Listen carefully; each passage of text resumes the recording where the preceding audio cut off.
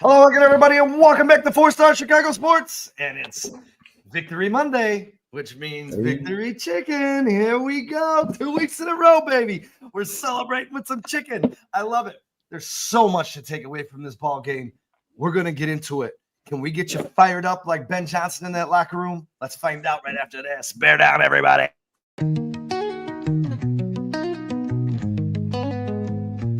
Windy City banners rocking 4 stars aligned. Dynasty dreams rise, Bulls in their prime. Cubs curse shattered, the victory divine. Fields be running, clock ticking on my timeline.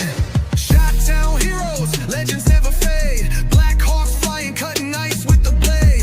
White Sox diamonds, the Southside parade. 4 stars shine bright, legacies they made. Mike with the crown, air rain, no dispute. Sweetness in the backfield, Walter in pursuit. Bear down Sunday's midfield, battles cute. Chicago. Hello again, everybody, and welcome back into the Halas Hall Hangover.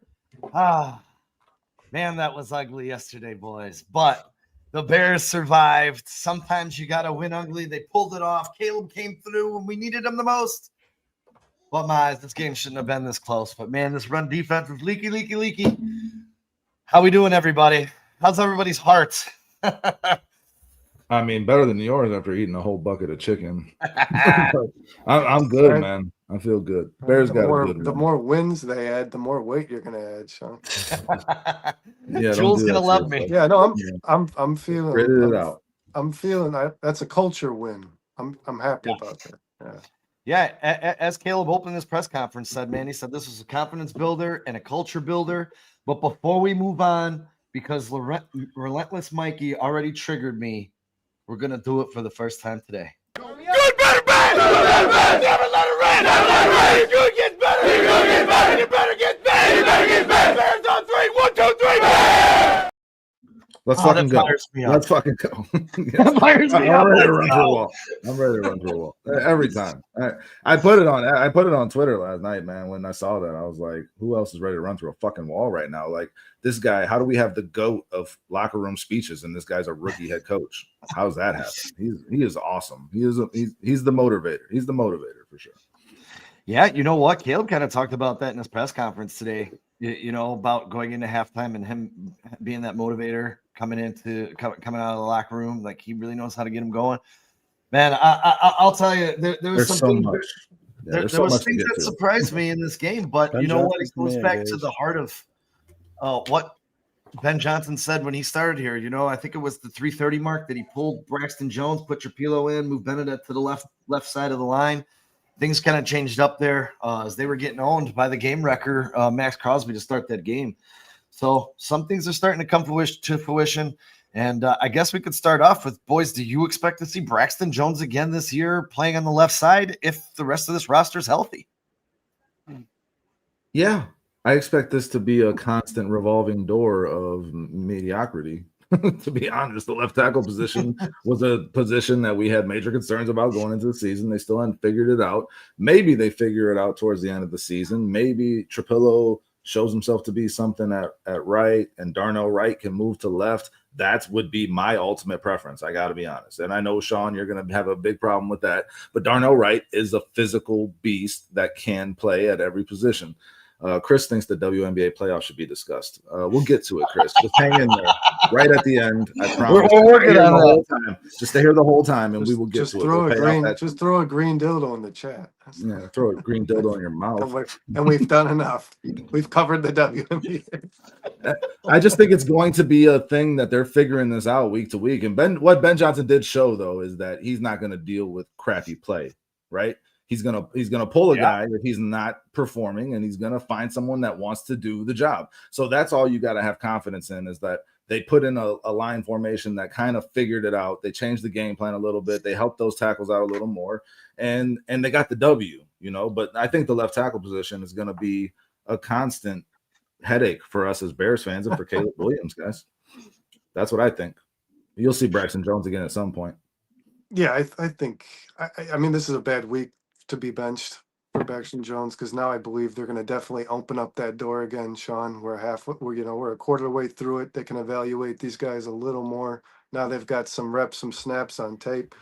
they're going to approach this bye week like they're going to pick another guy. I think that's how it could be Braxton Jones for sure, but I think they're going to open that book again. They're going to have that discussion. We're gonna have the bye week left tackle competition now too. Yeah, and I think I'm kind of with Dustin here. I don't at least see what you got in Darnell Wright at left tackle. If Trapillo's this big monster right tackle, and I do believe the Bears think that Trapillo is a really good right tackle. I think the Bears are trying to find an excuse or ways to get him in the game at that position, and Darnell Wright just happened to get injured, so it worked out because Braxton was playing so poorly.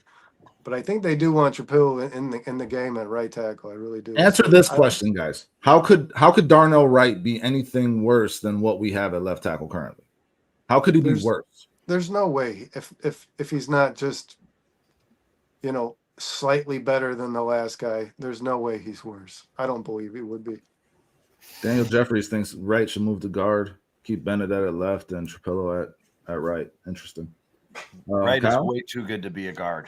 I think so too. I want him at a tackle, and I think left tackle is the spot where he offers the most value for this offense. Yes, listen, if this is your best player on the line, probably, and besides Joe Tooney, Darnell Wright, okay, so why would you move him to an easier role versus giving him maybe a slightly harder role because he's been as good as he has? Like, you wouldn't move a guy inside and have him do a less. I mean, it's just as important the job, but it's not as difficult. So it just doesn't make sense to use one of your better players at a position that's not as difficult as the one he's already playing. But I would definitely be in favor, Dustin, of seeing what he's got at left. I really would. And what do you got to lose, in my mind? Yeah, and yeah, right. And if it doesn't work, he's your right tackle. He's moving these guys around anyways. Kyle, what do you think, man? You can see Braxton again? Well, I mean, I would keep Theo Benedette at left tackle. I mean, the Bears obviously played better in the second half when Theo was at left tackle. He's probably a better left tackle than he is right. That's where he was all of training camp, every practice. I don't know, all of a sudden he starts playing right tackle when Darnell Wright goes down. I think Ozzie Trapillo is probably still a work in progress. I know he looked decent in that game, but they probably want to see more practice from him. That the game slow down a little bit for him before they make him their starting right tackle. If Darnell Wright's healthy, I'd make Darnell Wright my right tackle and Theo Benedette my left, but I wouldn't be surprised at all if, like you guys said, Braxton Jones and Theo Benedette start rotating. And it seems like Braxton has flashes where he's good, or at least quarters. Like, we've heard him talk about this after the first couple weeks. They're like, man, Braxton starts off the game well, but then it kind of just falls apart a certain part of the game. Maybe when he starts to show that time where he's going to start falling apart a little bit, start to look a little bit worse, that's when they'll start putting Theo Benedette in. But I do agree with Dustin. This is probably going to be rotating toward left tackle, and this is something they could have drafted at 10 in the first round of the NFL draft. It's disappointing we're having the same conversation again, but this is definitely going to be work in progress for the rest of the year, guys, for sure. No doubt about it. Sean, the chat really likes Ozzie Trapillo and what he did at right tackle. You know what? I think he looked really good, but I'm sorry. He got a lot of help. Yeah, but he did get a lot of help. He's a help rookie against Max Crosby. And I'm going to be honest. Ozzie Trapillo looked really good, but how this line actually really look without Darnell Wright on it didn't look so good. When you definitely need Wright back. Lineman off of it. Trapillo will, yes, obviously grow into a role, hopefully. And thanks to our boy Nick over at Just Another Year Bears, he threw up some that's the wrong one. He threw up some Trapillo numbers. There you go. 40 snaps, 26 pass, 14 runs, 0 sacks, 0 quarterback hits, 2 hurries. Look, he looked great. That's exactly what you want to see out of your rookie. That you drafted in the second round. And here again, do I want to see him there against the Redskins? Absolutely not. I want Darnell Wright back at his position. What about against the Commanders? Do you want to see him there against the Commanders? Not against them either. I don't know who the Commanders are. No, I wouldn't. He looked good. Both those tackles look good, guys. It's concerning that there's this much change happening at this point in the season, but again, we knew this would be the case. Sorry, Kyle. Go ahead. I like how they're kind of bringing Ozzie along. You heard Ben Johnson say at some point soon he's going to get playing time. He said after the game they knew he was going to be in this game at some point. It was obviously a plan to rotate these guys in some way, shape, or form. I like what they're doing with Ozzie. I like them bringing him along kind of slowly. I think he's only going to get better every single week. But if Darnell Wright is healthy, I think Darnell Wright's your right tackle, and you're just going to have to find a way to mask the deficiencies at left tackle. Like Bernard said, they helped Ozzie a bunch. If Darnell Wright comes back in, you don't need help on the right side. Go help Are you Theo Benedict. completely a bunch. opposed, Go Kyle, help to Theo right and Benedict. left? Right now, yeah. I mean, if maybe when Ozzie Trapilo's had 10, 11, 8, 9, 10, 11, 12 weeks in the NFL and the game starts to slow down, he knows all the cadences, he knows the audibles, he knows everything what's going on in the Bears offense. Man, you guys, this has to be a cohesive unit. If one person's off, then they're all off. So right now, I would just sprinkle Ozzie Trapilo in when you can, if you feel like it's necessary. Let him work with Dan Rauscher on the sideline, let him get better, and then once you feel like the time is necessary and he could be played, then maybe moved right over to left tackle. Kyle, you heard what Ben Johnson said, though, in that press conference about Darnell Wright being a unicorn in terms of his physical abilities and how Ozzie Trapilo is playing really well, but they really only like him at right tackle. And you put those 2 and 2 together as well in terms of maybe Ben Johnson is thinking about this. Yeah, certainly not, you guys, it's not out of the question. I wouldn't be surprised at all if some point this season you see Darnell Wright on the left side of the line. I just don't know if week 6 is the best time to do it. That's Darnell Wright's the best tackle on this football team, and the left tackle is the most important position with Caleb Williams being a right-handed quarterback. Man, I mean that's your blind side, and that's where you've been the worst. And I mean, Caleb's health. Yeah, but it could be Darnell Wright can't be benched. He can't be benched. It could be development. Like you could. He's your best offensive line. You could put Darnell Wright in half the snaps at left on practice for 3 weeks before you just throw him in at left tackle. You know, you could make this. You could ease him into this situation. Well, what about a bye week? You go up to Darnell Wright and be like, "Hey, you've never played left tackle in your life ever. Jump over there today." Like, how about you have the options now, right? Theo Benedict and Ozzie seem like capable backups. Now you have capable backups here. Take your time. This doesn't have to be something you rush. And the Commanders don't have anybody in their defensive line that's like deathly. I mean, Theo Benedict should be able to hold up against the Commanders defense. Yeah, that Commanders defense is not scary at all. But against that Bears offensive line, depending on how they don't have a Max Crosby. They don't that's a big point. That's the game that guy had. My hat is off to. And Caleb has to get to the trajectory of the ball. Well, I'll say this really quick before we switch subjects.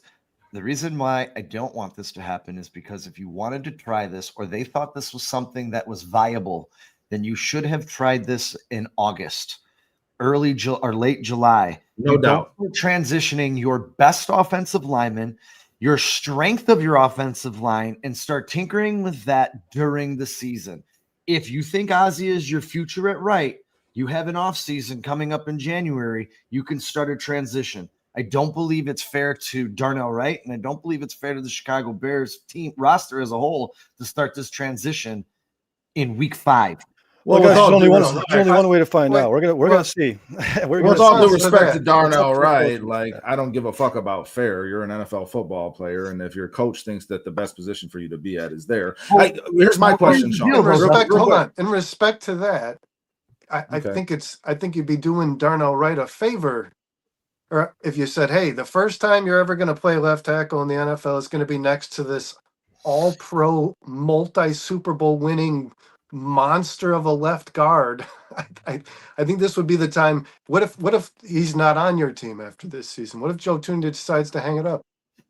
I hope you're right, buddy. Yeah, I hope so, Dante. I hope so. I would allow Darnell Wright to play alongside Joe Thuney. Thuney's not hanging it up after this season. And yes, Darnell I don't just signed an extension. Here's the deal, though. When he was at Tennessee, before, guys. If you read his profile, they tried him. What was it? 10 snaps at left tackle, and said, "Yep, you're going back to right."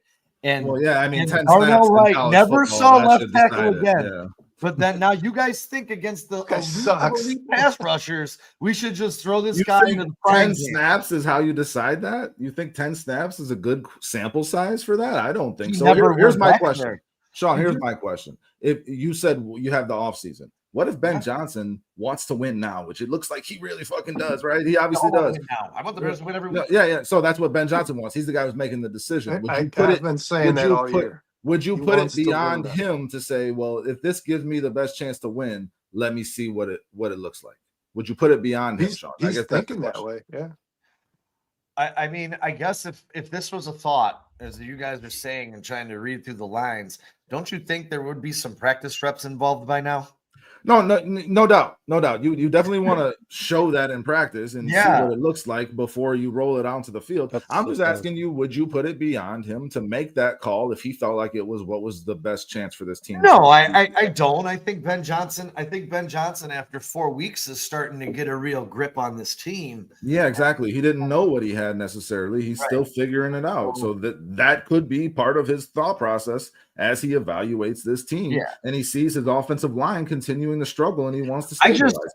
I fear that, and maybe this isn't a fear with Darnell Wright, but confidence, you go over there and he's not good. And it's a confidence breaker. And now he goes back to the right and he's shaky because of his experience on the left. This isn't unheard of. This happens.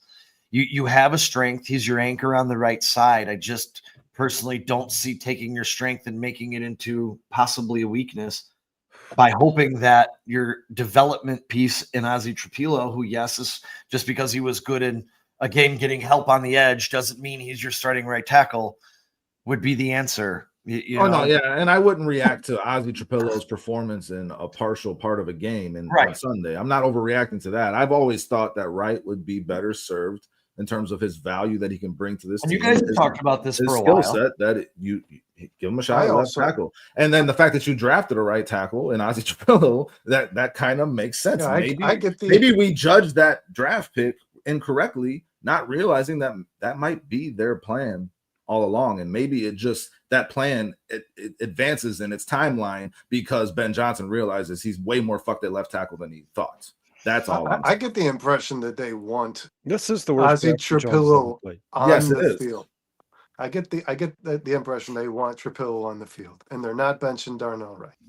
That's why I think that's a greater possibility. A healthy scratch, but I also right, and I think this week I think Ryan Poles thinks Trapilo is a starter. That's why I think likes Trapilo more than anyone on this football team. But we can at least say this, guys. The Bears this coaching staff is obviously trying to identify and figure out where their weaknesses are and how they can make them better. They moved a right tackle over to left in the middle of a game. You remember last year when your line sucked, it just sucked. Like there was, you know what I mean? We were wondering if Chris Morgan was ever going to do something to change or improve this line, bench a guy who just wasn't playing at a level that he should have been, which is pretty much all 5 of them. But at least the coaching staff is making moves and they're doing things to try to correct it because it didn't look good. The first half of that game, I mean, Dustin, you were right. They got swallowed up. They got destroyed. I mean, listen, there's so much to get to. I don't think we should spend forever on this topic, but there's a. I just want to say this to Scottish Bear really quick. They're clearly developing him now as a right tackle. I have 100% confidence they drafted him to be the new left tackle and realize that that's not going to work. That's just my impression. Yeah, there's multiple ways. There's multiple ways it could play out. Or they could have drafted him. They could have drafted him thinking Braxton Jones would be as serviceable as he's been in the past, and Ozzie Trapilo could be the swing tackle. But Braxton Jones is not playing serviceably; he's playing poorly. So now they're like, "Oh man, maybe we have to rush Trapilo into the starting rotation." And he hasn't learned left tackle yet, at least not to the point where we want him to be. So he's going to have to play right where he played in college, and Darnell Wright's going to have to move over. Guys, there's 7 million things that Ben Johnson could be thinking, and none of us can speculate on what it is. But if Ben Johnson does it, if he's like, I think this is the best case scenario for the Chicago Bears, after watching Ben Johnson through 4 weeks of the season and during the offseason, I'm going to go with whatever Ben Johnson wants. I'm 100% backing it. 100%. Ben Johnson has been the best part of the Chicago Bears in the first month of the season, guys. Not even a question. It's not a question. Yeah. So, there's all kinds of things to talk about in regards to this Bears game, guys. Braxton Jones got. Well, can I address? I'll go first with Cole Kmet.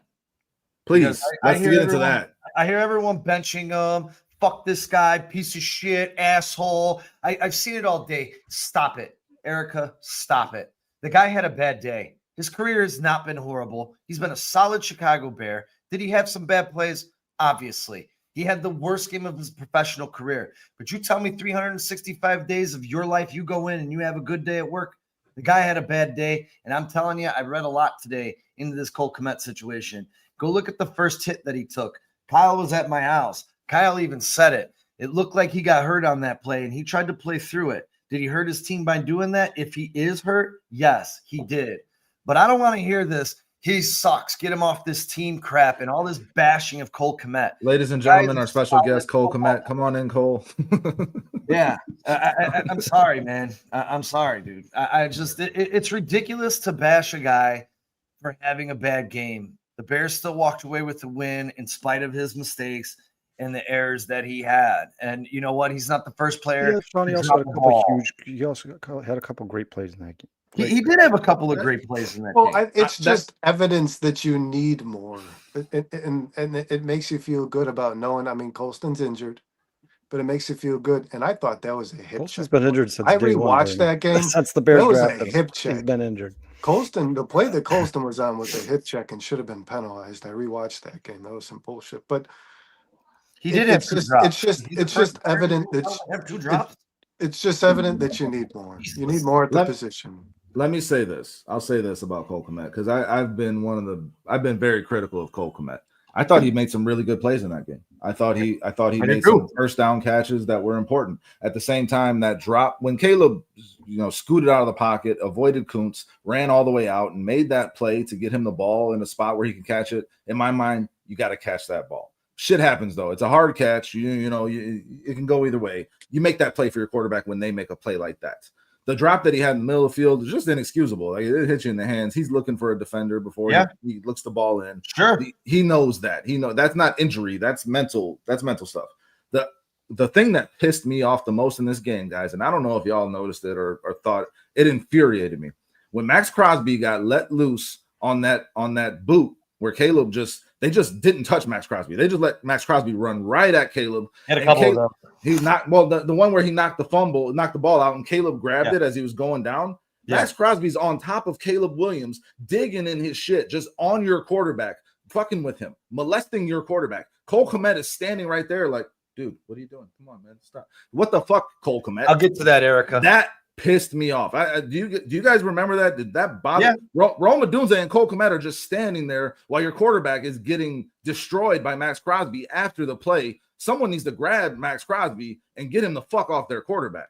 That pissed me off. Cole Kmet right there. I was like, where's your head at, dude? DJ Prophet is right. Cooney stepped in at the end of that play. Yeah. After Cole Kmet just stands there and taps Max Crosby on the shoulder. What the fuck are you doing, Cole Kmet?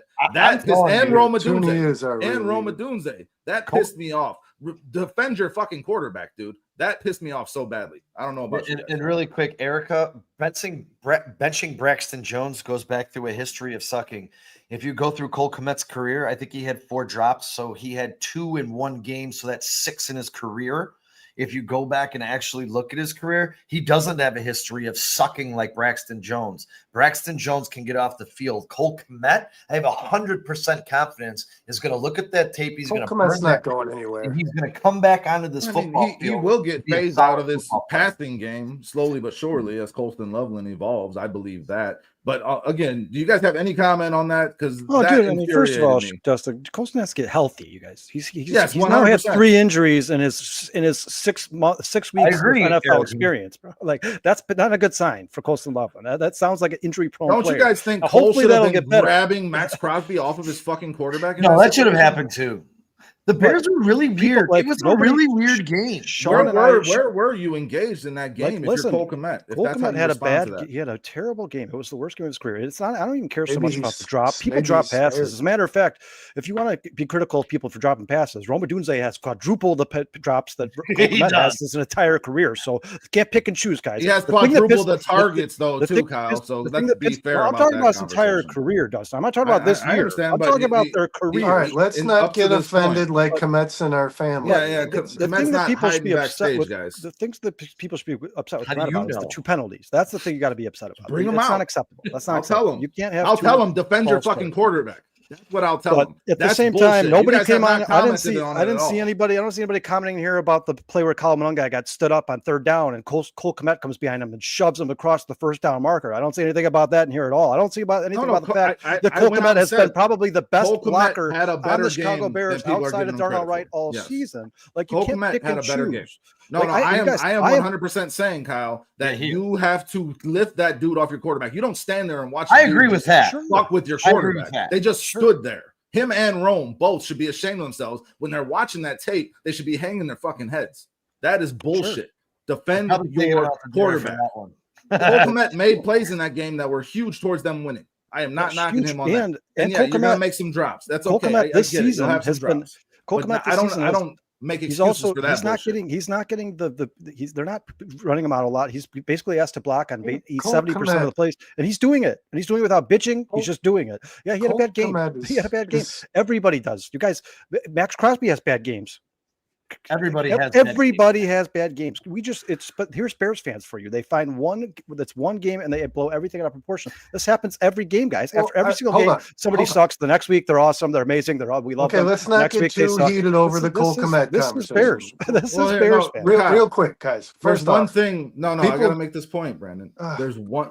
I'll pass it to you. I just want to make. There's one thing to be trying to make plays in the game and you come up short. People have bad games. Yeah. When you just stand there and look at a dude just molesting your quarterback on the ground, and you do after the whistle and do nothing about it, that I question where your head's at. Honestly. Yeah, and if you would have done that, if you would have shoved him off him and got a penalty, we would be talking about how that penalty is. I would have applauded him. No, I would have applauded him. I would have applauded him for setting for making a statement and showing that you're not going to accept that type of shit from the Raiders. The Raiders thought they were our big brothers yesterday. That's how Max Crosby was fucking acting, running up and down the sideline like, oh yeah, let's go. Fuck you. Somebody needed to get in his face and say, hey, we're big boys too. And you just didn't do that. Disagree with that. That's what I drop question. by Cole Kmet. The problem with the drop just outside the end zone was I thought the Bears offense was finally starting to move, was starting to roll. For all of us who were watching that game, you were feeling it. There was momentum building, and he dropped that pass. And after that, Caleb threw the pick, I believe, to Max Crosby. So I mean, like that, it impacted the game. But people make that was first and 10. That was first and 10 on the 26, and I got more to say. People drop passes. Rome Odunze drops passes. People drop passes. When I texted Dustin on Sunday, and I didn't blow it up, guys, I said to Dustin, Kmet's having a rough day. He had 2 penalties that were in crucial points of that football game. That's where Cole Kmet failed to me. He let his team down doing that. That's what I think. But through 4 weeks, guys, don't get personally insulted by this like the guy's your father, okay?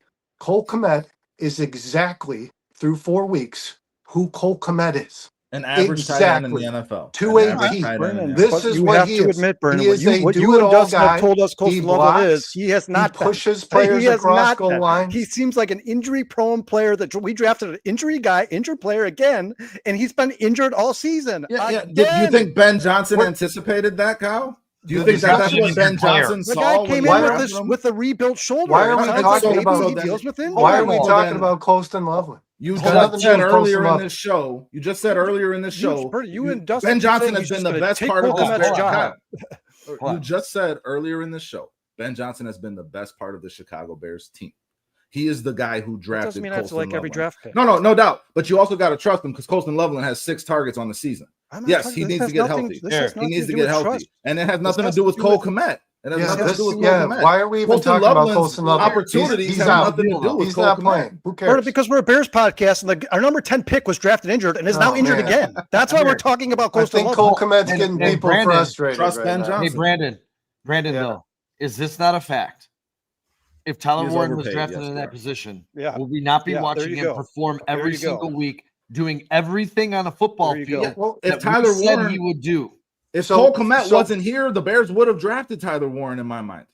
They didn't draft Tyler Warren because they thought they already had him in Cole Kmet. That was what they said. Hold on. You're saying they disagree. Tyler Warren and Cole Kmet were the same players? No, I'm saying that's how the Bears evaluated. They drafted Colston Loveland because they thought that he brought something different to this offense. No, I did not agree with that. But the reason that Tyler Warren is not here is because Cole Kmet is. This conversation Cole Kmet would need to go if Tyler Warren was here. This conversation is about Cole Kmet. It's about what happened on the game on Sunday, guys. We're not talking about the Bears' entire tight end room. And the fact that you're even asking me about Tyler Warren means, Sean, you're asking me, would he have an impact on this team? It means that you also believe that the Bears need more at the position. Not good enough. It's a problem. You guys without also Colson too black and Loveland. white. Colson You guys Loveland, never we acknowledge don't know anything what he good that a is, player but does. yeah, You for just say if sure. he's not a 20 touchdown, injured's a 3,000 problem. yard receiver, he's not good. You guys do that a lot. You guys tend to do that a lot. I have clearly Vernon, you acknowledged picked on how DJ Cole Moore. Kmet- There was more points last year where you picked on DJ Moore. DJ Dude, Moore's I'm not not having a great. picking He's on still a anyone. very good Stop player. Stop in the acting like he's NFL. your brother. I'm not picking DJ on DJ him. Moore in needs the to step NFL. up. I'm Kyle. being DJ critical of Moore a needs to player step that up. played in a game. That's all I'm doing. But Just the Dustin, if same he's as only any other getting 4 player. targets, then it's not his I'll fault, just say right? this. If he's They only getting need 4 Is more. that because targets, he then it's not doesn't his sell out fault. on the blocking? That he At doesn't least he's actually healthy. try on At blocking? least he's on the field. Is that why I'll that's happening? say this. Let me You ask got that. this, He's got that because now goal. we got Your best you know, Let's ability move is on from Cole availability. Kmet. Let's move on from It'd be Cole good if he Kmet. could actually block, though, wouldn't it? Because then he might get more targets. DJ Moore. That's all I'm saying. Like he's not Your participating in this best offense. ability is availability. That is the best Sean, way to succeed in the NFL. What else you got? We went left tackle. We went Cole Kmet's That's simple, bad guys. day. Cole Kmet Ask, had a ask the solid 49ers. game. Cole Kmet had a solid game. He made some big plays in that game. I will not deny him that. And I don't even really hold the drops against him. I really don't. I wish he would have made that play for Caleb Williams on the sideline. I really wish he would. But and he's not. I do not make excuses for him just standing there watching Max Crosby go at Caleb Williams. There's no excuses there. And what we know is that Ben Johnson wants a guy at this position, a versatile receiver type route running kind of guy at this position. Yes, it sucks for us guys. Like Colson Loveland's injured. Tyler Warren would be great. Okay, can we stop talking about Tyler Warren? He's better than not on Colson the Loveland. football I'm not team. going to stop He talking didn't about play yesterday. Good God, we're doing a Bears-Raiders recap. We're not playing Madden. Vernon, you're doing a Cole Kmet recap. We're 30 minutes into the show. We've talked about Cole Kmet. Let's go, guys. Cole Kmet had a bad game. He's going to get better. Let's go. My guys. point is is the Ben Johnson's offense, at least from what I've seen in his tenure, likes a guy at this position that Cole Kmet is not. Is that fair? Ben Johnson wants the reason Ben Johnson wanted Colson Loveland is because he wanted something. He wants the guy who goes out there and gets the numbers. He wants the guy that doesn't do blocking so well. He wants Tyler Warren was there. But let's not sell out on Colson Loveland just yet, Kyle, because it's been 4 games. Yeah, giving up on for anyone watching this show, the verdict's not out on. He's got 6 targets. I'm not giving up either, guys. But having 3 injuries in the span of 6 weeks in your NFL career is not good. It's not a good start, guys. It's not.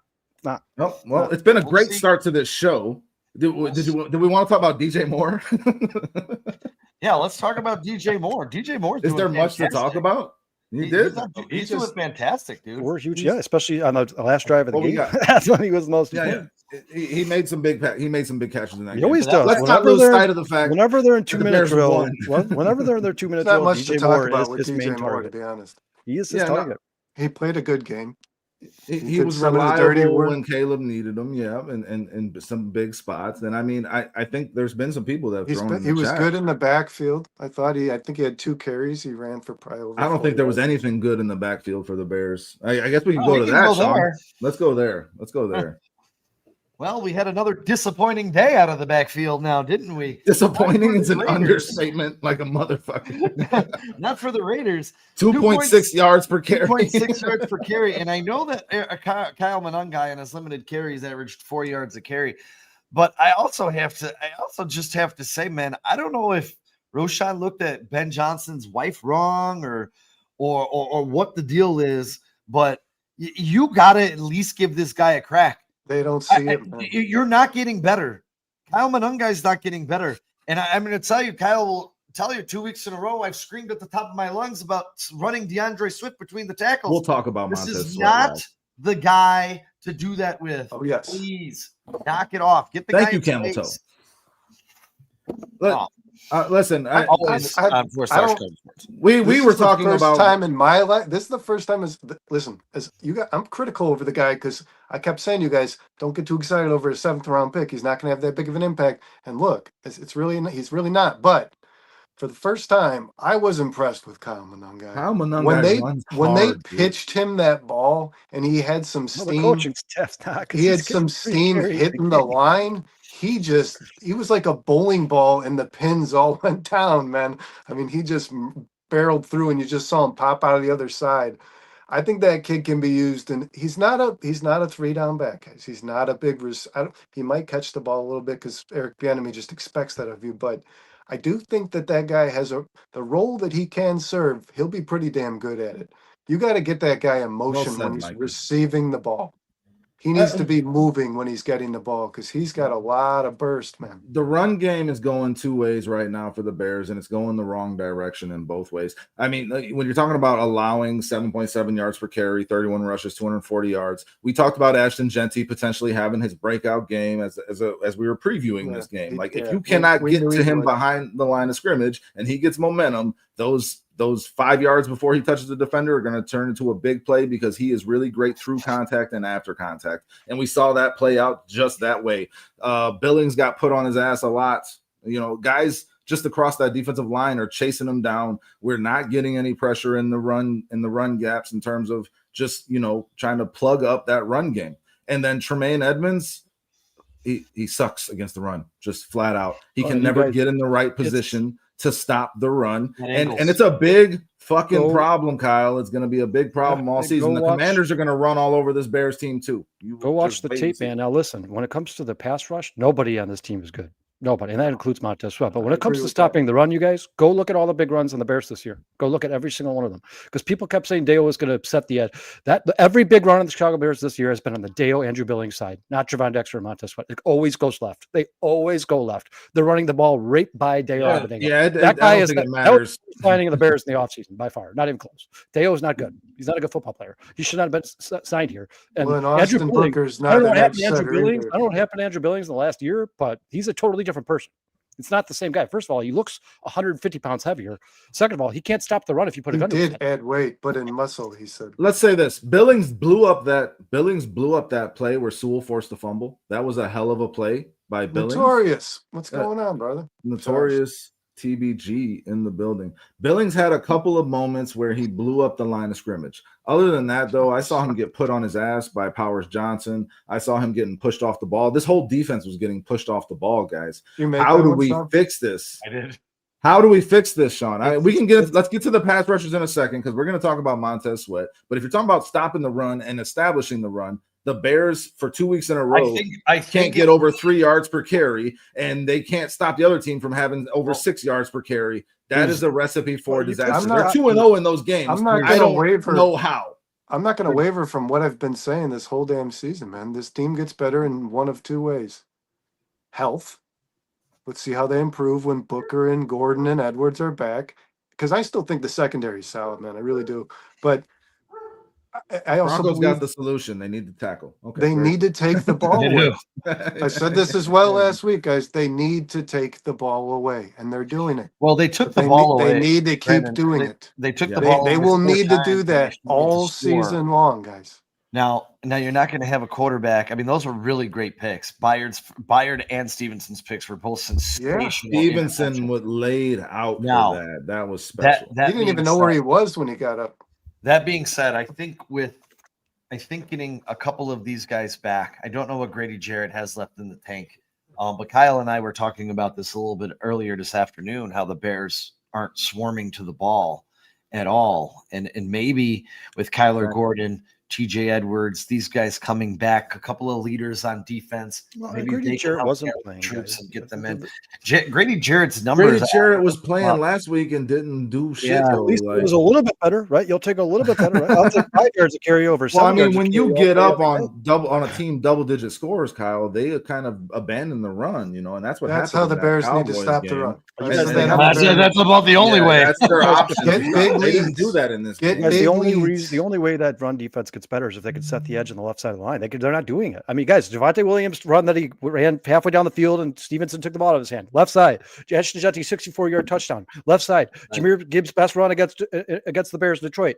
Left side, if you can't set the edge, which Deo obviously cannot do, he's not capable of doing that, then you need to put somebody else in who can do it. Even if it means you're losing a pass rush. Best chance. He cannot set the edge. He can't. Everybody, I want you listen. The Bears' best chance, I said this on Thursday night, their best chance of stopping teams from running the ball efficiently is eliminating the run game from the game plan. Yeah. Score enough points where they can't run. They're going to eliminate that from a lot of people. Well, when you say they're not swarming to the ball, Sean, all I hear is coaching. That is coaching to me. If a team is not rallying to the football to tackle, that is a coaching thing to me. But this team is a little talent deficient, like I said before the season. They're very, very much, Sean. Very much. And they're going to get better, guys. I mean, they will get better when not much. some stars back. Yeah, Guys, you need. I'm sorry. TJ Edwards is the best tackler on the Bears. The run that Gentry broke off for 64 yards, that was Tepasingoa or whatever, however you say his name. He was Passanier. Yeah, he's the one. He's the one who was in that spot. Yes, it's always run away from Montez Sweat. They always run away from Montez Sweat. Montez Sweat was setting the edge. Always run away Thank you from for pointing Montez that out, DJ. The front. I'm sorry, and sorry, Sweat Chad. I'm gonna get some hate right now, but it's just guys. We're 4 weeks in. The front seven of this football team is comparable to some of the worst in the NFL. It's not very good. It really is. I don't care. Now we're past on paper. We're past that. We're a quarter into this season. They're not that talented. Their secondary is good. Even without Jalen Johnson, they can hold it down. Tyreek Stevenson, Kevin Byard, these guys are having big games. Brisker's hitting people with the he's efficient against the run like he always has been. This front seven, no matter who the combination is, but you guys are missing their two is best not good. Their two best tacklers. The most sound tacklers on the Chicago Bears are T.J. Edwards and Kyler Gordon. It's not even a question. But Kyler Gordon's got nothing to do with the front. So then Kyler Gordon plays the one better than any secondary player on the Bears. Kyle, the question then becomes: do you believe that Kyler Gordon and T.J. Edwards being added back to this defense takes them from allowing 7.7 yards per carry to what 4.5? Yeah, 4.5. Yeah. That's worth 3 yards per carry. Kyler Gordon and TJ Edwards. I think TJ Edwards is worth 3 yards. I think he's the best tackle. I mean, he had back-to-back season with 150 tackles, guy. I mean, you got to give him credit for that, right? You can't just be like, this guy's just another player on the Bears. They're bad up front. The linebackers won't. Rare in the NFL. The linebackers won't make a difference if the offensive guards are getting into the second level. They're bad up front. They don't stop. They don't listen. For whatever reason, when they're rushing the pass, they kind of hold a line, and they're not good. They're not getting there. But when on the run, this defensive line is just getting moved backwards. They're getting pushed off the ball, and it's immediately. I don't know what linebacker is going to help change that. Be wrong, and some are going to be right. Like I think the one that T.J. Edwards and Kyler Gordon and Austin. I guess we'll see. They're going to be better, and Grady be better. I hope be better. Yes, I'm not saying they're going to be good. I didn't say that. I said they're going to be better, and I still believe that they're going to be. Especially, and now you can play Sewell and Edmonds. You could put all three linebackers on the field and stop playing this five. Or just take Edmonds off the field. No, you're not going to be running with three linebackers for very. You just leave Sewell. You could leave Sewell and Edwards out there. Yeah. Go ahead and get Edmonds off the fucking field. Brandon earlier was on Thursday. We talked about the turnovers being a key part, right? And obviously, Sean, I just wanted to. I mean, they had 3 turnovers in the first half. They only got 6 points off of those turnovers. Yeah. So like when you have 3 victory either. Yeah, exactly. So the 3 you won the turnover battle 4-1, which is great. But in the first half, you had 3 turnovers. They had 1. They had 7 points off of that 1 turnover. You had 6 off of your 3. That's bad math for winning a game. Did not play well in the first half, guys. He did. Cairo Santos, though. How about that? First of all, I've never seen that many batted down passes in my entire existence. We talked about that on the bare minimum. 5? 6. We talked about this 2 weeks ago, Dustin. 2 weeks in terms of his line of sight. And, I was like, you know what? I was thinking after the game, Sean and I watching the game. I'm like, Sean, have you ever seen this many batted passes? And you're like, what the hell is going on? And then after the game, all the time. I'm listening. Not just yesterday. I'm listening to the post game, and somebody in the post game said on 670. Somebody in the post game said the reason he's getting so many balls batted down is because he's 6'1". But then Olin Kreutz is like, no. I played with the Saints. Drew Brees. The last 2 years of my career, I played with Drew Brees. He was 5'10". That people said he was 6 foot. He was 5. Yeah, they called him 5'11". That guy never had passes batted down ever once in my entire time playing there. So it's the delivery of Caleb Williams that right now is the problem. Like if a guy who's 5'10" is not getting that batted down. So it's not just the delivery, Kyle. It's also his movement within the pocket to get into that line that the offensive line has created. Drew Brees was the best at that. It's something they have to fix. Whatever it is, they got to fix it. As you can see, those end poorly. Those tip balls at the line, man. It could have been 3 picks. That's a play waiting to happen for a defense. So it's got to stop. Me and Dustin talked about it 2 weeks ago, Kyle. I agree with you 100%. I think he had 4 in the first 2 weeks of the season.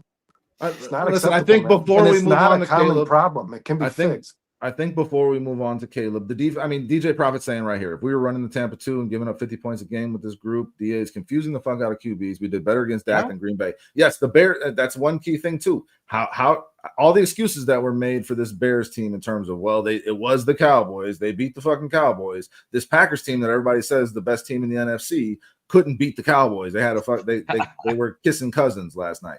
So like how are we thinking about the Packers now? Are we going to make those same excuses for them? Because they're supposed to be the Packers are the team I thought they were at the beginning of the year. I understand. You guys I didn't flip flop and say they were Super Bowl champs when they got my bigger point was that Dennis Allen is drawing up a good defense, and he is the secondary is stepping up the last 2 weeks. Tyree Stevenson has been fucking amazing, right? And they're getting third down. They're one of the best teams in the NFL on third down on offense and third down on defense, which is where you win games. You get off the field and you stay on the field. I said that to Sean after the game. I said, Sean, as bad as this defense is, third downs are most important, man. And the Bears are getting off the field on third down. The Raiders were 2 for 8 or 2 for 6 or something like that. The week prior, the Cowboys were like, what, 3 for 14? Yeah, 3 or 14, like I believe. I mean, listen, as bad as this defense looks, and 240 rushing yards allowed is not acceptable. But if the Bears can keep doing that on third down, they're going to continue to win football games. Even as bad as this looks, they're going to continue to win football games because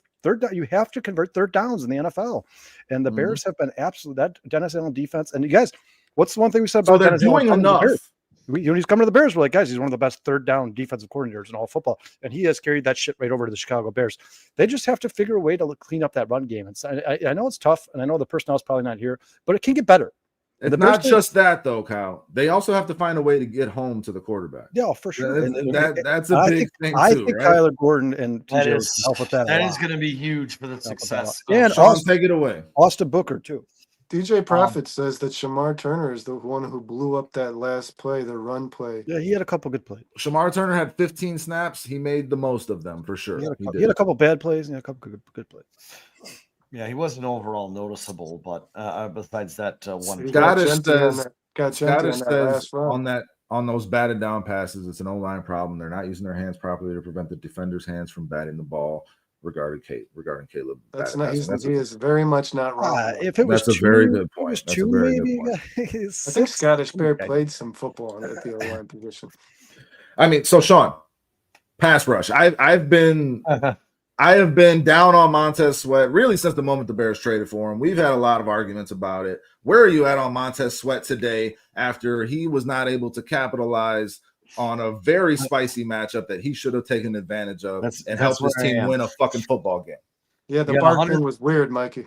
We got $140 million invested in this pass rush, and I thought Dexter and Jervon and Sweat would be the catalyst to at least help pick up this group, make it halfway decent.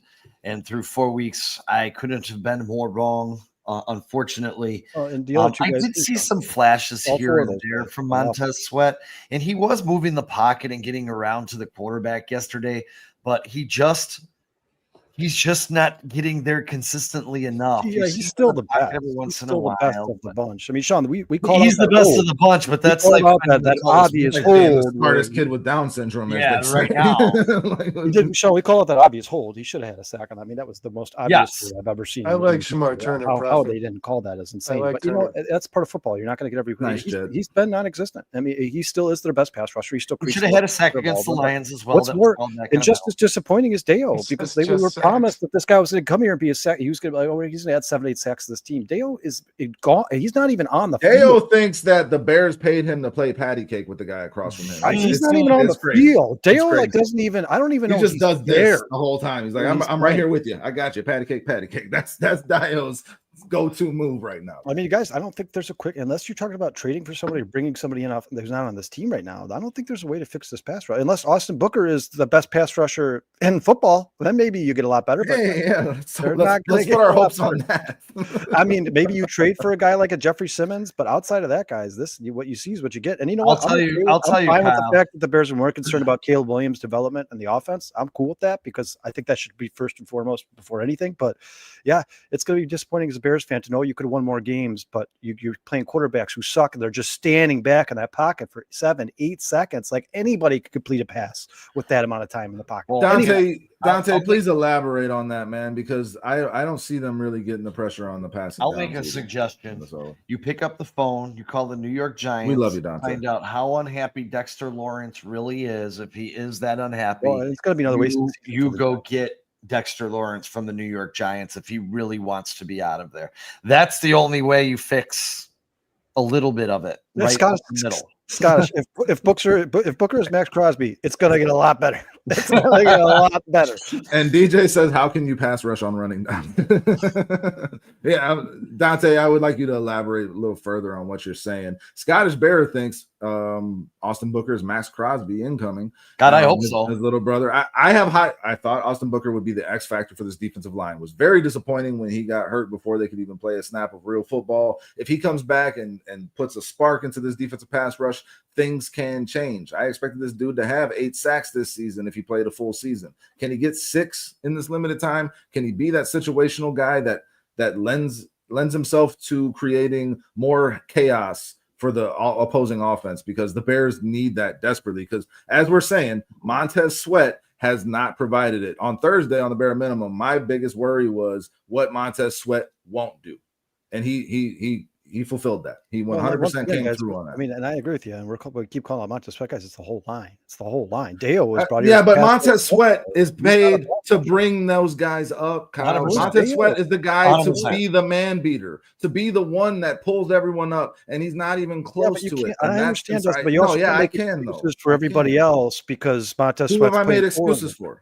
Deo is the worst pass rusher in the NFL. Bro. Did you hear what I just said about Deo? Did you hear what I just said about the whole unit? He's not played well. I understand, but Montez Sweat needs to be making those guys better. He's supposed to be the multiplier. He's supposed to be the TJ Watt, the Max Crosby of this defense. The guy that when he gets a single team, he 100% gets pressure on that quarterback. And he's not even close to providing that type of production, and he's paid to provide it. The Bears are in a big deficit here with what they pay Sweat and what he provides. That's a huge problem. You guys, it's not gonna. I just said this. It's not gonna get better, guys. It's not. This. I mean, maybe Austin Booker provides a little bit of pass rush, but you guys, this was 100% a result of the Bears focusing on offense in this offseason and not really concerned about defense. I mean, the 3 of their first 4 draft picks were offensive players. They brought an offensive head coach. They rebuilt the offensive line. I mean, this was going to be the result. The Bears defense was going to look the same, if not worse, than last year. And what we're seeing is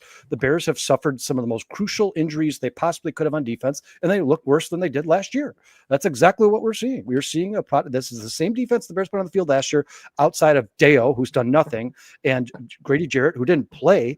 And now you're missing Kyler Gordon, you're missing Jalen Johnson, you're missing Austin Booker, you're missing TJ Edwards. All of a sudden, you're seeing a defense that wasn't all that great to begin with, and they look a lot worse. Now, when all these guys come back healthy, outside of Jalen Johnson, because nobody has any idea when he's coming back, and we heard Ben Johnson. Does that change Sweat's output, though? Well, I mean, yeah, because they're coverage sacks, guys. So if you have really good coverage and you're just not letting receivers, I want my pass rush to help my coverage. Listen, I understand, but by default, you're asking me a question. Will all the good corners being in the Bears help the pass rush? Yes, and vice versa. Yes, but the pass rush. I need him to provide that pass rush. Coverage sacks. Really, you guys know what coverage sacks are. No, yeah, I understand, but I'm not gonna just lean on my banged up secondary to provide that all season.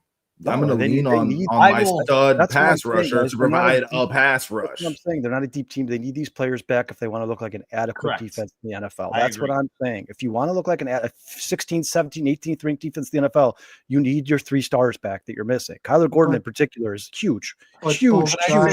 But both Dio and Montez need to be better. They're both paid substantially. 100%. And you guys, I want a Josh Sweat. I didn't want Dale. When we talk about the guys, I want a Josh Sweat too.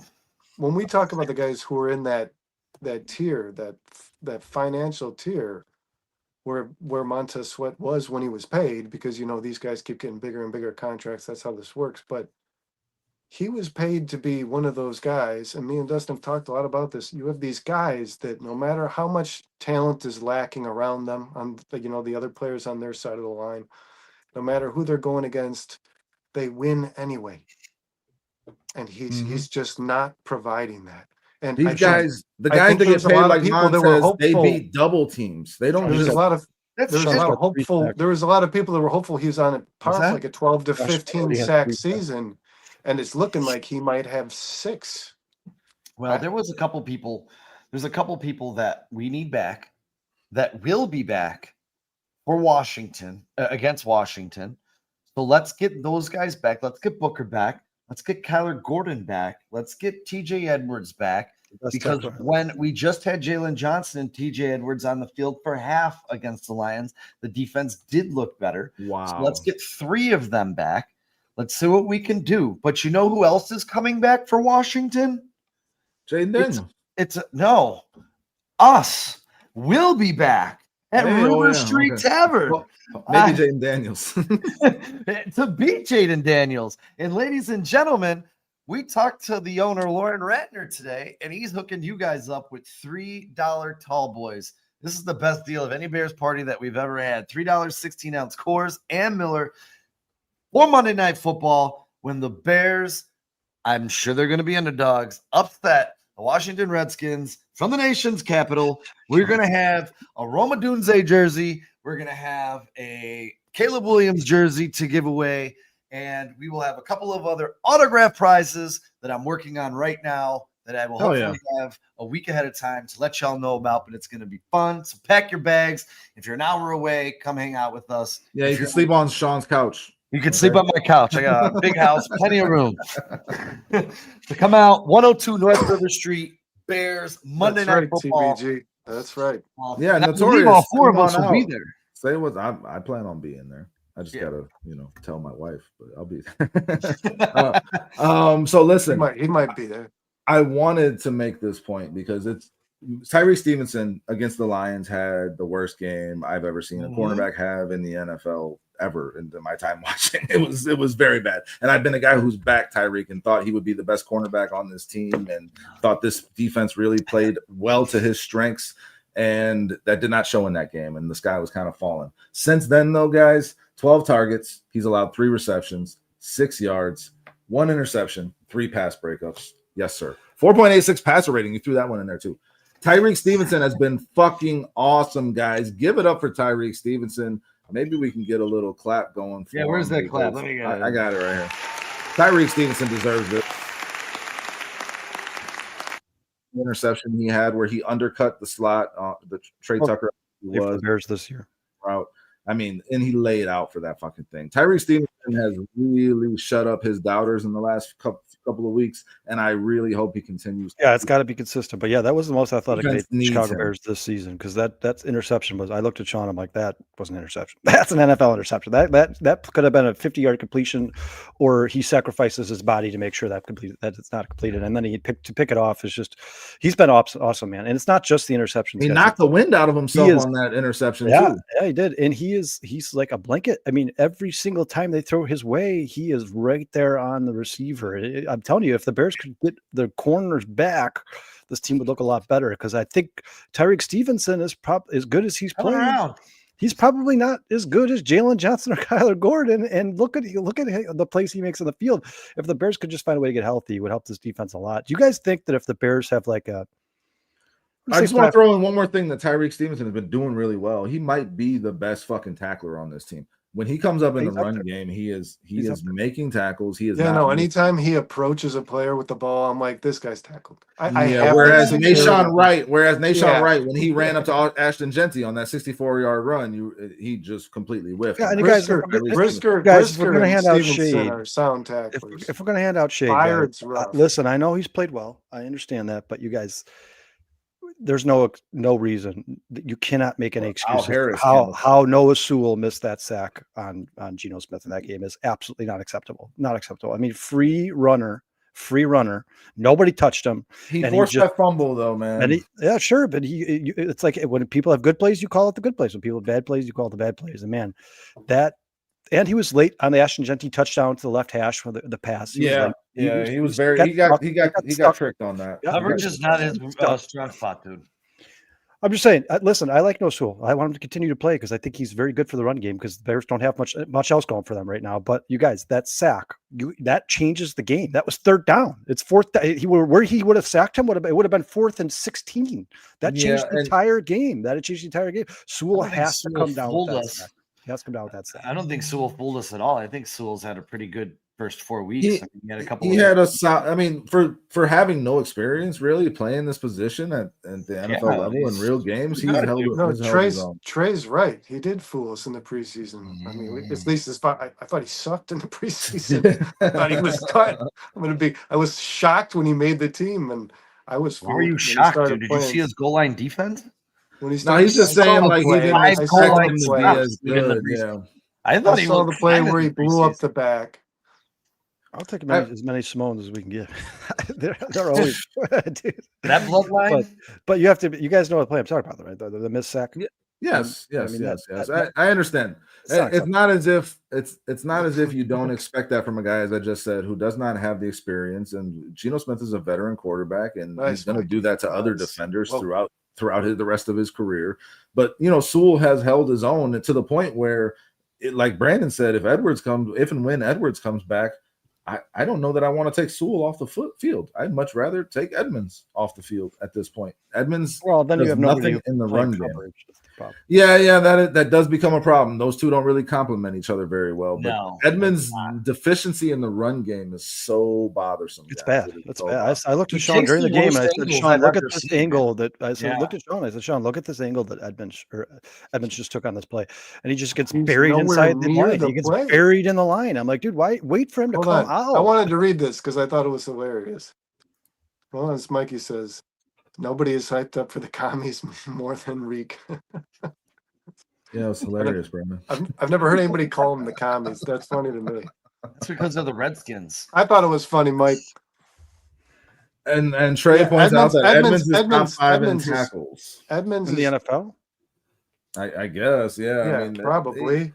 In terms of just getting the tackles after a running back runs 20 yards down the field, sure, I guess. Like he's not making tackles for loss. He is actually really good at chasing a play down. He's a really athletic linebacker. That's why it made sense to me when Dennis Allen took a look at this guy and was like, yeah, that's my outside linebacker. I thought that's what he should have been playing his whole career. Well, hey, Phil, you just missed it. Bears game at River Street. Monday Night Football. Hopefully you can make it, brother. Love to see you again. Hang out for the evening. Oh yeah, Phil came out last time when we did the draft party. We had a couple beers. He was a fun hang, man. We love to holler. He lives out that way. He says he's not too far away. So before we move to the offensive side of the ball here, because I want to talk about the interview with Ben Johnson after the half. I want to talk about Ben Johnson as well. Ben Johnson is the story of the season, as you said. Caleb Williams and Ben Johnson. I think that's what we need to focus on the most. Defensively, the Bears are just. Dennis Allen's going to have to keep getting creative in terms of disguising these coverages and creating turnovers. Got to keep taking the ball away. They can't stop the run and they can't get after the quarterback. That's really what it comes down to. And hopefully, Austin Booker, and they can't run the ball either. Yeah, guys, he's third. Jesus, they're gonna be hard pressed to get him off the field if he's third in the NFL. I had one more defensive thought. I had it last night watching that fucking hilarious game where the Cowboys and the fucking Packers tied. And I think if they were in like purgatory and they would have been like in purgatory, like where they just offenses just kept scoring, they would have played forever. That game never would have ended if they just let it keep going. But one thing that stood out to me, guys, and I texted it to Brandon, the Bears could really use a guy like Reddy Stewart on this team right now, in my mind. Like Reddy Stewart has looked really good for the Cowboys. I just remember being disappointed when the Bears decided to move on from him because I liked what he did last year with the Bears. I just thought that even against the Bears in some ways he stood out. I know that Cowboys defense is not very good, but I just like Reddy Stewart a lot, and I think he's acquitted himself pretty well. Smartest kid with talent.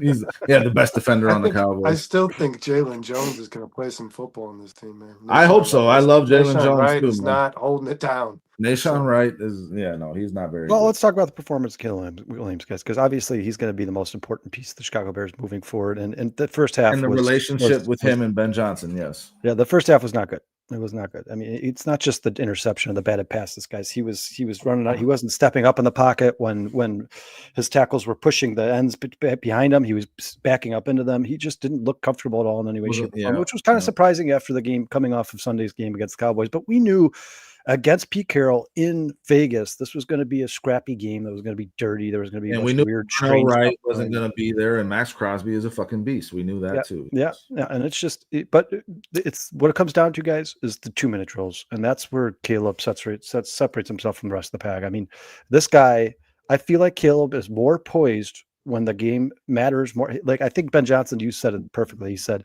it seems like in those moments, everybody else's heartbeats kind of just speed up, but his slows down. He is maybe the most poised quarterback we've ever seen for the Chicago Bears. I mean, obviously very small sample size, but what this guy does when the game is in his hands and he has to win it is amazing. It's absolutely amazing. And anybody who doesn't, all these Caleb haters, and I noticed we're not seeing a lot of Melon Smasher and Notorious and all those guys anymore, but anybody who's still not all in on Caleb Williams, you're out of your mind. I mean, the guy is absolutely a winner in every. Kyle, don't you find it funny that since last week we haven't heard from these motherfuckers at all? Yeah. Melon Smasher was on last week, wasn't he? On Monday? For a very short period. And he didn't really want to engage say conversation very much. No, I mean, I just find it funny because when Caleb doesn't play well, we come on here and we eat it. You know, I know. Really quick, it's not a huge injury, which I told you, Kyle, would be the case. I told you that. It's not a huge injury, but I think Braylon Allen's season is done. His knee just got destroyed. Well, it's good for Breece Hall owners, I guess. Not so good for the Jets. But Brandon, were you going to say something off of what Kyle just said? No, go ahead, man.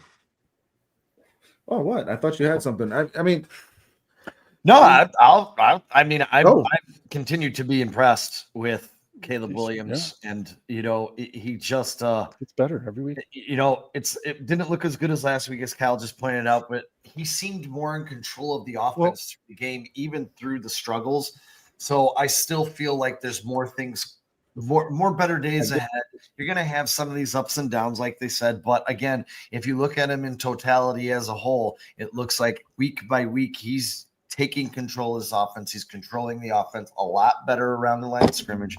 But unfortunately, yesterday, he did seem a little uncomfortable, but he never seemed out of control, if that makes sense. Well, I'll disagree with you on that a little bit. There were a couple plays where he did, but Brandon, go ahead. I think what you saw yesterday is pretty reflective of what we've seen Caleb Williams, what we've seen from him since he was drafted to this team. I think, and this makes the difference to me, guys. His fourth quarter pass rating last year was 95. His fourth quarter pass rating so far through this season is up to 102 or 103. And I think the difference in, and I'm not trying to this is not the difference in the guy. You can be a good quarterback, but if you play your worst football at the end of every game, you're not a franchise guy. You're Justin Fields. If you do that, you're Justin Fields. Relentless. River Street Tavern. But Caleb struggles sometimes. River Street Tavern in East Dundee, Mikey. Sorry. But Caleb struggles sometimes. Through 3 quarters of football, Caleb will struggle. And there's been a lot of times where he's able to kind of pull it all together and make the plays he needs to make towards the end of the game. And I thought on that last drive, when he did use his legs, it was imperative. I think that it was a good decision when he decided he needed to move. But he's just kind of he's a clutch quarterback. He plays his best football in the fourth quarter, and that's a franchise quarterback. So there's something there in terms of what Ben Johnson sees as well, right? Because he came out and straight said, in moments where a lot of guys' heart rate goes up, Caleb's kind of just stays flat. So that Ben Johnson knows what he has in terms of Caleb, and Ben Johnson told him before. Yeah, exactly. These are the moments you're made for. That's what he told Caleb Williams before that final drive, and Caleb Williams delivered. So we know that Caleb has that clutch gene. In terms of his control throughout the game, there was one pass, man, where he was running right and threw back across his body, and it should have been a fucking that one was scary. That was a real. That is the pass you are talking about. Hold on, real quick. The pass I'm not picking you apart, Sean. I'm talking about his over a couple of bad passes. That he wasn't in total control of the offense throughout the game, even through the duress he was under. Sean, was he 3 of 11 in the first half, total control? Yeah, I mean, he was- like, come on, no, was listen. he turning the ball over, throwing are- the ball to people, making bad mistakes? Well, there was No. one turnover in the first half, yes, where the ball got batted up and Yeah, intercepted no, and by real Max quick, Crosby. if Max Crosby doesn't bat that ball and pick it, I think it's getting picked. Yeah, I mean, it was I think there so. was I can't remember was who. going- Someone was open in the zone coverage there. Someone found a spot. I think that's who Caleb saw. But yeah, it was a dangerous throw either way. Yeah. And that just in terms of that pass to Roma Dunze on third down when he airmailed it, and Roma Dunze, laid himself out. It was a medicine ball, that could have really got Dunze hurt. And if you just put that on his body, that's a first down, and Roma Dunze is safe, and he makes that catch. Again, not trying to be hypercritical of Caleb, but there were moments where I questioned his decision making in this game. But I believe that it's because of the amount of pressure he was under, Sean. Versus last week with the Cowboys, where he had a very clean pocket, was able to go through his progressions, and was able to make smarter decisions. And I think that's obviously the key to any quarterback being successful in the NFL. Caleb has not had that luxury very much in his career. When he needed to make the plays, when the game was on the line, he did it. And he even made some plays earlier in the game where his guys didn't come through on their end. As I pointed out, that Cole Kmet that should have been a catch. So, I mean, like, Caleb is awesome. Caleb is going to continue to get better. That was a bad week in terms of the offense, though, guys. Just in terms of the overall production, in terms of not being able to establish the run, which then makes you not be able to establish the play action, which takes away your big plays, which is what the Bears fed off of last week against the Cowboys. You're not establishing So play action when you can't run the ball either. That's exactly what I just said. Yeah, I understand. It's not a knock against Caleb. It's a knock against this offense overall. Ben Johnson I think he was a little rattled in that first half. I didn't think he understood how to get it under control. I think halftime was a blessing for him. And against a really good veteran coach who was won a Super Bowl, Ben Johnson outcoached him in the second half. But let's also talk about the fact that the Bears had to use multiple. I don't know. You think so? I do. Yes, I do. I do think so. I think Ben Johnson. I think he's being facetious. That's what he said. That's before. that's what he said. Oh, yeah. But again, in the first half, 2 timeouts had to be taken, guys, when the clock was running down and the Bears didn't have the play ready. And that's on Caleb, and that's on Ben Johnson as well. So, yes, there are things to. There's pre-snap penalties. There are things that need to get better, but they came out with the win, and that's what matters. And you guys, Ben Johnson was phenomenal in that game. I really listen. He took the field goals, and that killed him because they were in the red zone kicking those field goals. Well, and Santos hit a 52-yarder, guys. Well, 4th and 25. Santos had a great game, but hold on. He's the field goal. He stayed. Yeah, when they snapped the ball 15 yards back behind Caleb Williams. He stuck guys, think about it. He stuck around. He hung around, kicking those field goals. He obviously went into half. He came out and told that reporter before the weird, occurrence between the two of them. He told the reporter, "We're going to come out here and establish our identity." Yes, show him our and I believed him. And not only did he do that, because they did just start to move the ball, and it actually started to look a little easy for Caleb. But not only did he do it, I think that he adjusted not only with the offensive line, guys. We know that he moved personnel around. He adjusted that offense to get the ball out of Caleb's hand much quicker than in the first half. Caleb's passes in the second half were not all that impressive. He was throwing 9 to 15-yard passes, these intermediate passes on open. Is Ranger new to the chat? I believe so. But Ben Johnson did something that our coaching staff for the last few years, guys, couldn't do that when things weren't going well. We lost games with 90% win rate. Yeah, we lose this game last year. No doubt about it. 100%, Kyle. 100%. We lose this game. We're the team that gets the field goal blocked. That's and did you find a way to lose? Did you guys read that Scott Daly gave Blackwell a tip about that long snapper? Yeah, I shared that on our page. Right. So I mean, like that. Those are the type of things that get you an edge in a game where you win it versus when you're not paying attention and you're not communicating and the coaching is not good enough, where it goes the other way on you, like it did last year, 100%. Well, so like. If the Bears, their culture wins. That's all that matters. And Ben Johnson is establishing something here in Chicago. Yes, those if Ashton things are all gets that first down, when Kevin Byard stuffs him at the end of that fourth quarter, they probably run another 5-6 yards to kick the field goal and win because the trajectory of the kick changes. That Kevin Byard tackle was absolutely massive, maybe the biggest play in the entire game. Real quick, guys, I just want to say what's up to chat because we got everybody. I appreciate you guys so much, man. DJ Prophet, Romy, Ranger Bears New. He says 2 wins against bad teams. There's still a long way to go, but it's a start. Relentless Mike. Like and subscribe, Ranger What's Bear. up, Ranger Bear? Romy, AC Adam, Thanks for Illinois joining us, man. Jones, Phil was in the house, Laz was in the house, Breaking News Bruce is here as always, Scottish Bear, Notorious is in the house, Trey's in the house. I mean, all of our loyal, faithful Kyle, guys. Dante asked, does River Street serve Hennessy? They do not. Oh, what? Do not. I'll bring some, Dante. I'll bring some. I'll bring them. I mean, we had cognac for a long time, and nobody ever ordered it. Varsity? It sat on the bottle for 2 years, bro. Dante's like, I'm not going there. And I'll say the same. No Cavassier, no nothing.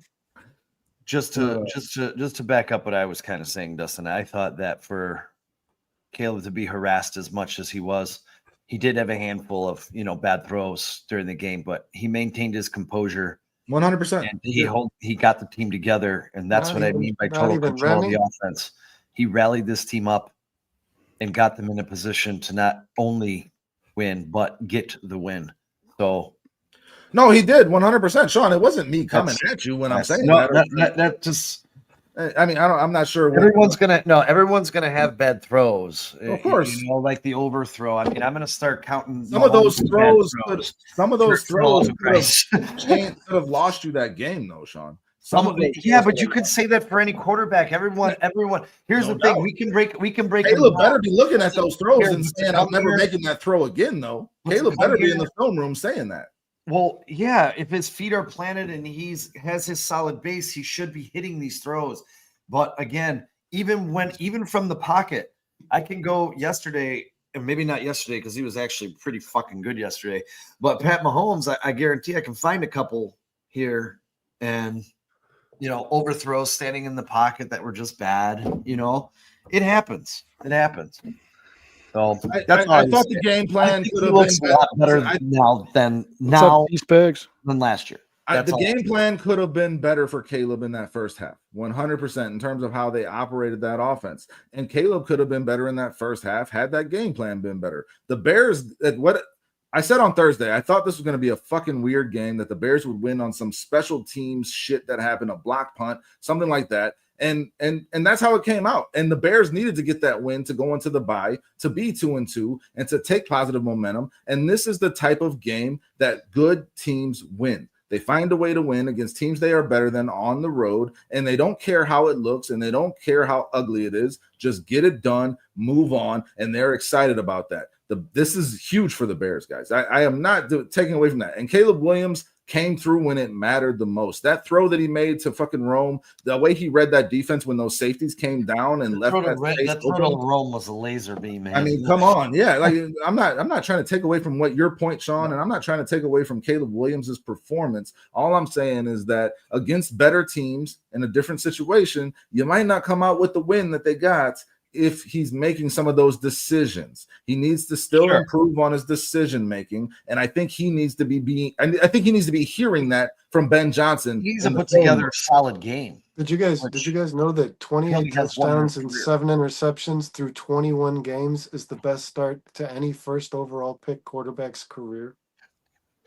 I'm sorry, repeat it. His statistics: 28 touchdowns, 7 interceptions through 21 games is the best 21 game stretch for any first overall pick. I think he's got 8 interceptions, man. Sorry, got 8 8. interceptions. He's got 8. For any Range- first overall quarterback ever drafted in the NFL.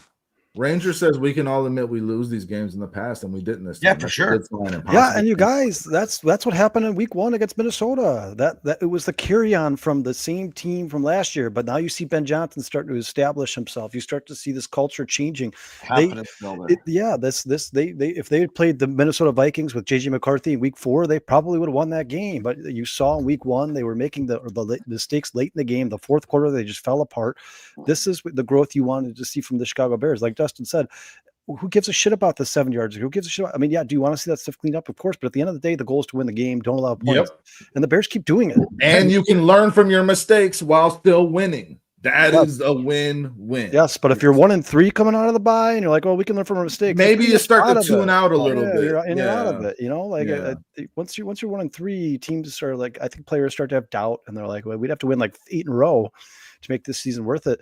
2-2 and 1-3 is a totally different story. And maybe I don't Ben care how the Johnson players ain't want the it. guy, like all those things start creeping in. And I understand it's early, but these guys live in this shit every day and they need to feel good about it. And Ben Johnson has done one thing really well, and that is make these guys understand that he trusts them, that he believes in them, and that he's a fucking motivator, guys. He is the motor for this team at this point. And we have not had that in a very long time. We did not have that with Matt Nagy. We did not have that with John Fox. We did not have that with Matt Eberflus. I haven't seen this. I haven't seen the team respect a coach. And this is a 4-game sample size. I have not seen a team respect and respond to a coach like this since Lovie Smith for the Chicago Bears. I have not. Yeah, only 1 sack allowed, Mikey, for sure. With the makeshift line that they had, they did keep Caleb fairly. The amount of pressure they allowed was concerning. He evaded a lot. Yeah, he evaded a lot. Yeah, they just seem like a different group than they were last year, and that's pretty much the same roster here, outside of a couple guys. But yeah, it's just, you can just feel it, man. Like you don't expect the Bears to blow the game anymore. I don't expect the Bears to find a way to lose the game. And credit, real quick, guys, just a side note to Josh Blackwell. I mean, he played a huge crucial part in that Packers game last year with that fake punt thing that they did, and he scored the touchdown, and then blocking the field goal in this game. Josh Blackwell doesn't get much opportunity, but when he does, man, this guy plays football. Hey, Motherfucker got a game ball. Just so we're all clear, the Bears have 3 wins in their last 5 games. Josh Blackwell is just solely responsible for 2 of them.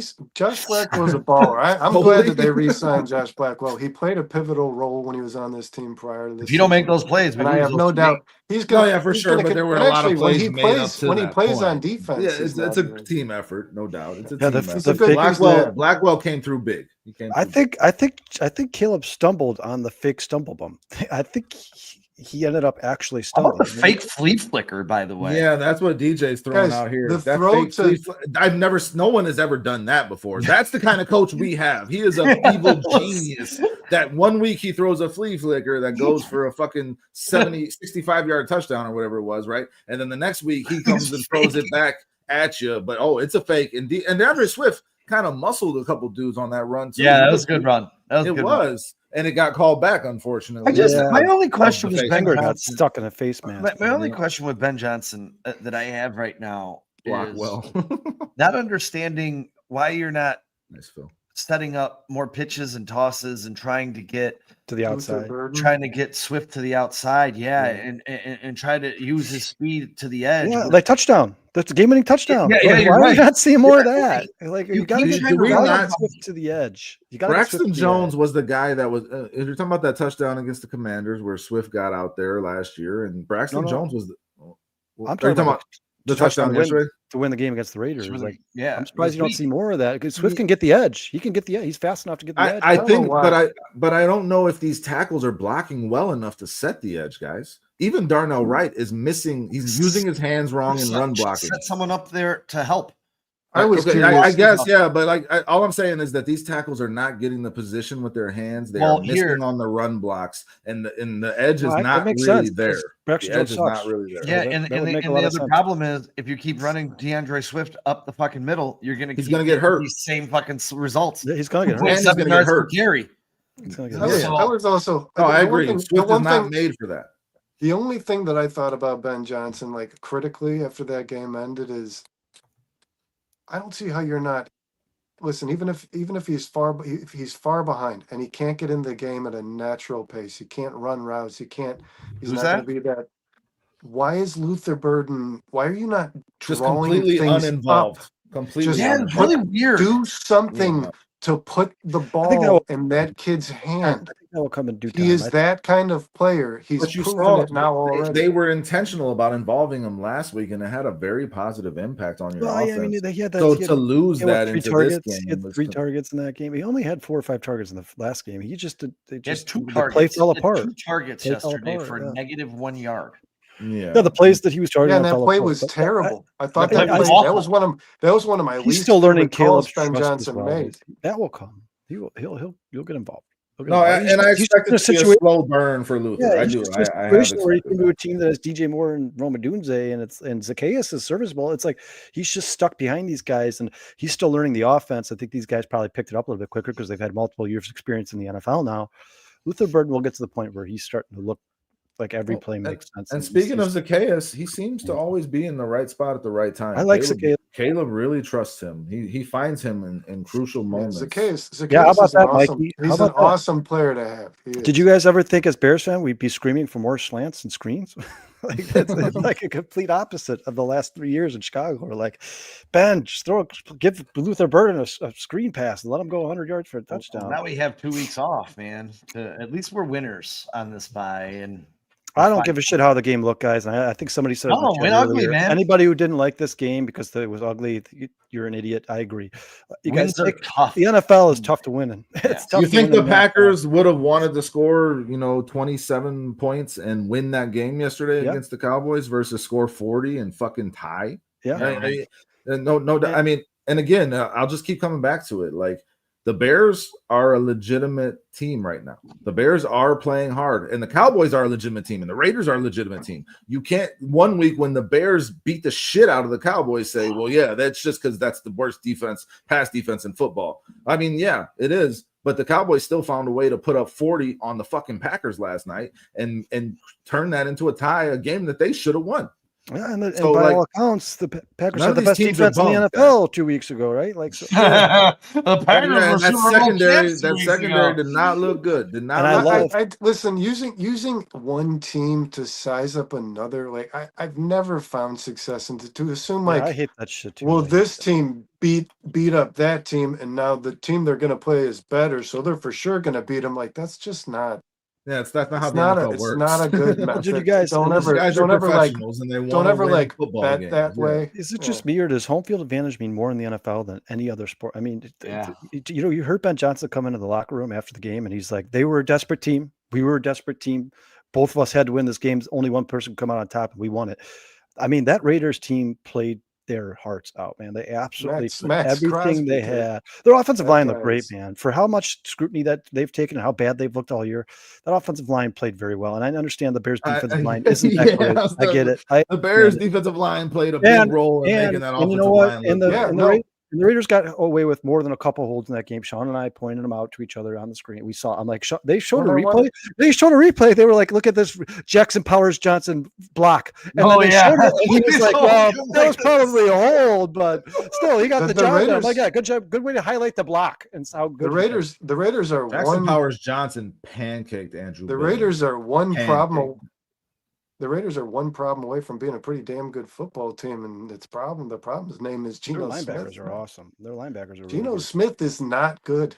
And we talked about that too, interceptions in 2 games. Yeah, you gotta. We wanted the Bears to make them one-dimensional. Put the ball in Geno Smith's hands. He's gonna throw the ball to the other team because that's what he has the propensity to do. The only thing is, the Raiders still fucking established the run in a very strong way. They were not one-dimensional at all, but Geno Smith still found a way to turn the ball over multiple times. So I mean, like that really is how you win that game, right? Getting those turnovers, because that Tyreek interception led to that Roma Dunze touchdown. That drive right there was the hugest part of the game. That pick by Tyreek Stevenson. Tyreek Stevenson 2 weeks in a row on top of his just great defensive stats. He got the turnover on Javonte Williams when the Cowboys were about to go down and just run roughshod on the Bears. And that changed the game, flipped on its head. And then that interception that he pulled out that led to a Bears touchdown, that pass to Roma Dunze, that changed that game too, because that game was going to go a very bad direction. And it was emotional because then after he picked it, I'm like, oh my God, if he's hurt, we got who's playing corner? if Stevenson's hurt, who's playing cornerback for the Chicago Bears? So then even after that interception, I was like, my stomach was turning because it looked like he was concussed or something, but then he was fine. I think when he got up, he started running the wrong way for a sec. Yeah, I was like, he didn't know where he was because he did. Tyreek has changed these. He's been their best player over the last 2 weeks outside of Caleb Williams. These 2 games on their heads. Outside of Caleb Williams, he has been the Bears' best player in the last. So Tyreek lost the game against the Commanders a year ago. Whatever, we got the Commanders coming up again. Maybe he'll redeem himself. But these last 2 weeks, the Bears are 2-2, and Tyreek has had a fucking huge role in making sure that happened. What do you got, man? Dustin, this is what you and I expected week 1. Like I expected a bounce back season from Stevenson week 1. I Yes, expected him to yes, come out week from the 1 and be like, beginning, "Oh, you guys think I suck because that Commander Yes. shit? Watch this." I guess it just took him a couple weeks. I thought playing in man he was going to be really impressive. Exactly. Yeah, and I mean it's starting to show. It is He's starting getting to there. show. He's getting But- there. He's aggressive. He's an aggressive football player, and I think that plays to his strengths in Dennis And Allen's scheme. I don't know if you caught his on the field interview, the post game interview, but he knows football, man. He No, knows, he's a smart dude. He knows what he knows. he He needs knows to do. the sport very well. Yeah. Dude, if he continues to play the way he's playing, just because of his personality, he's going to sneak into my top 3 favorite Bears players. And I'll say- I I'll say love this. Tyreek Stevenson. Yeah, I'll say I've never this jumped about- off the I'll say bandwagon. this about Roshan. I don't know what they don't like about him, but the running game sucks ass. So you should try it. Okay, plain and but simple. yeah, for sure. What do you got to lose is the There's mentality. nothing to lose. Do you think though that he changes anything? I agree. I don't. I don't There's only know. one way to find out. Yeah, Yeah, for sure. I Because don't here's the know. thing, guys. Here's the thing. DeAndre Swift is getting a good amount of yards before contact. The offensive line is creating some. I mean, you can holes. pass judgment on him without ever seeing him really No, get a no, shot. for sure. I want to see it. I I don't want to see it. understand. The point I'm trying to make is that in terms of what the expectation of what DeAndre Swift should be gaining on these runs based on the amount of space the offensive line is giving him throughout the season so far, he is coming up way underneath that. DeAndre Swift He is played last year. You're right, and he was perfect in short yardage situations. He's terrible. No, Roshan has a role on this team if he can work his way into it and they'll start to utilize him. My only point was that it looks like DeAndre Swift is missing some spots where he could be breaking some of these things off based on the stats. Just based on the stats, when they say the offensive line is creating this much space for him and he is and his expected per attempt is just very low. It's the lowest. He's actually probably the best pass blocker out of the backfield on this team, DJ. And we can argue this all day. Stats will prove that.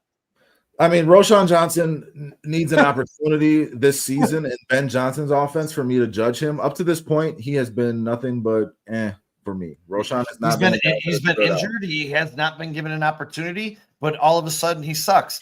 And I hate to say this. Yeah, I mean, Noah Sewell sucked, but all of a sudden he's getting an opportunity. No, he's not that bad. So let's not pass judgment on a guy who hasn't really played that. I want to see him in this offense. I mean, we're seeing DeAndre Swift, and it's not been good enough. I could say this. Kyle Monungai, and it's not been good enough. Yeah, Roshan Johnson didn't look any more blah last year than Monungai and Swift have looked this year. I mean, it all looks very blah to me. And you know what? I don't think it's each one of any of those guys' particular skill sets. I think the Bears just haven't been great in opening up run lanes. I do agree with you, Justin. DJ just doesn't want to see the helmet. DJ just doesn't want to see the helmet. That's what it is. He was getting worked on special teams. I don't know if you saw He's that. good on special teams. He was getting worked. So is Hardy. That That Hardy guy on special teams is an absolute beast, dude. He did a backflip. I know. I saw that. Before he ran off the field. He's amazing at special teams, dude. And the Bears special teams was not good. The Bears special teams was not good, but Hardy was. We can't tackle on special teams, dude. Hardy is one of my favorite players on this team. When he has a chance to make a tackle on some kick coverage, it is a fun thing to watch. Daniel Hardy, the Bears gives everything he has. The Bears need to clean up their kickoff and punt return coverage, man. It's not good. It's not good. These should not be getting 20 yards on every return. NFL.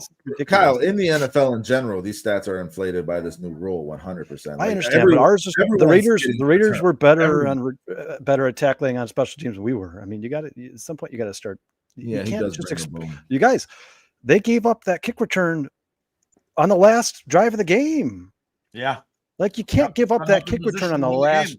Like they need to kick a field goal to win. But the Packers couldn't either last night, and the Cowboys couldn't either last night, and it still happened. All I'm saying is that this new kickoff, but it's happening an awful lot in all these games. This new kickoff rule is impacting games in a major way so far this season. A major way, and it needs to be talked about more, honestly, because the field position that these teams are starting with, like the Seahawks game on Thursday night against the Cardinals, when that ball landed just a yard before the landing zone, the Seahawks get the ball at the 40-yard line. You're like, okay, they're getting the field goal. This shit's done. Like that is a huge impact on any game, and I'm seeing it all over the place, man, all over the place, just in general. Then give it to them with a 40, because. The Bears are giving up. Start at the 40 and just play back and forth. Yeah.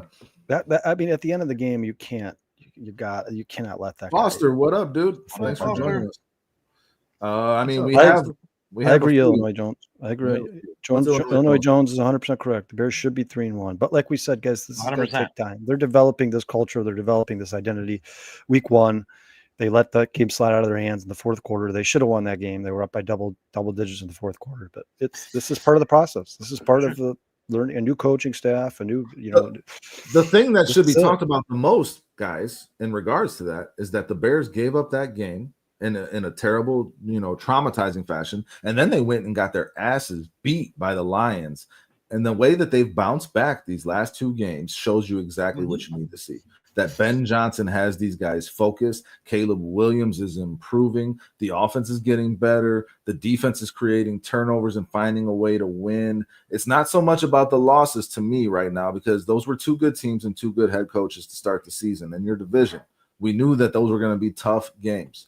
But to come and bounce back the way the Bears have and the fashion that they have, where they won a game where they looked great against the Cowboys, and then nothing went right in that Raiders game for the Bears on offense or defense, really. It was all over the place. The game was fucking weird, and the Bears still found a way to win. You're seeing the right things here in Chicago. Ben Johnson has these guys on the right track. Yeah, and at least we haven't had to watch a tie. We got that going for us. Yeah, for sure. I could not have imagined a better way for a fucking Packers-Cowboys game to end than in a 40-40 tie. It's truly, because those literally are like my 2 least favorite teams. Yes, mine as well. And there you go. You guys, every time they play, that should be the fucking result. Man, the Packers, you guys tied the Cowboys without their best player, man. Without their best player. Come on. Mm-hmm. Come on.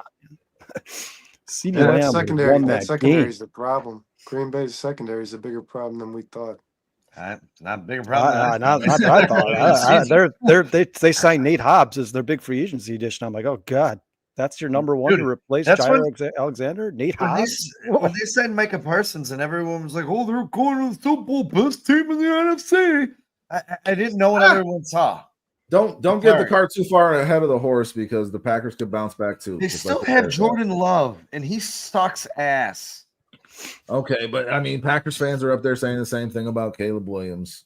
You know what I'm saying? You want to know what? One's true and one's not. That's the problem. One you're in Chicago, one's in Chicago, one's in fucking Green Bay. That's really what it comes down to. And one got to sit on the bench for 2 years, and one got thrown into his coaching staff of Matt Eberflus and Shane Waldron.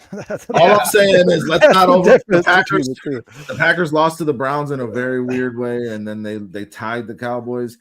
Don't put it past them to bounce back the next few weeks, just like you're watching the Bears do now, because that happens in the NFL. Hold on, the Packers are on a bye next week, so they can't choke another one away. Yeah, well, they'll have time to figure it out, and we'll see what they do. I mean, this is still a very tough division, and the Packers are going to have something to say. The Bears are approaching a very winnable stretch of football, guys. However, all on the road. Yeah, do we want to get into that? I mean, have we touched on do we want to give out game balls for this game first? Before we look ahead? Yeah. I mean, mine's Tyree Stevenson, man. It's Tyree Stevenson every week until further. Mine's Josh Blackwell. Brandon? Anyone else want to go? Feel free. I'm gonna go the obvious way, man. I went Ben Johnson last week. I'm gonna go Caleb Williams. My game ball goes to Al Harris. That's right. Al Harris. Because of what he did for Tyreek. Because what he's done for Tyreek over the past 2 weeks, he's done for this entire secondary after getting torched by Detroit. They have 6 interceptions. Kevin Byard's hearing the noise. He's turned it around as well. Now Byard had a really rough start to this season. He did, and he's turned it around. Yes. And we can credit stuff to Dennis Allen, but I think that a game ball should go to Al Harris. It is his secondary, and it is his secondary that has highlighted the last couple of weeks. None of us gave Josh Blackwell No, I think he was the hero of the game. Well, he was the hero of the game. That's an honorable mention, guys. Cairo Santos hit 4 fucking field goals. He hit a 52-yarder. He kept the Bears in that game. And Ben Johnson gave him the ball. And Cairo Santos should never speak in public. I don't know if you guys watched that. It's not motivating. It's not motivating. But guys, you do your job. Everyone does their job. It's good. Thank you. If I wasn't going to go Blackwell, I would go Byard. Dude, then he homered Simpson to behind the group. He's like, okay, bye. Yeah, he just disappears behind a group of taller players. Sorry, Kyle. I wasn't Sorry, trying to cut you Kyle. off. That Go ahead. Cairo Santos thing was fucking hilarious. No disrespect to Illinois Jones, but I don't know how Billings gets the ball. Yeah, Billings does not deserve the Byard. game ball. If it No. wasn't Josh Blackwell, mine would have been Byard. And I don't want to hear anybody talk about Byard not tackling Gianti down the sideline. Gianti is a powerhouse, absolute powerhouse. There's not You hear a lot of Byard talk guys. about that? Yeah, he said he has one of the best center of gravities of any player in the NFL. He's like, he's high stepped that tackle. He's like, most of the time I make that tackle, they go down. He's like, he's absolutely a beast. He's a monster. He had a really good game. Did you hear what Caleb Williams said about good. Max Crosby? Gianti looks good. He looks Did you really hear good. what Caleb Williams said about Kyle, Max Crosby? Kyle, let's not get crazy. He's averaging 3 yards a carry against everybody else.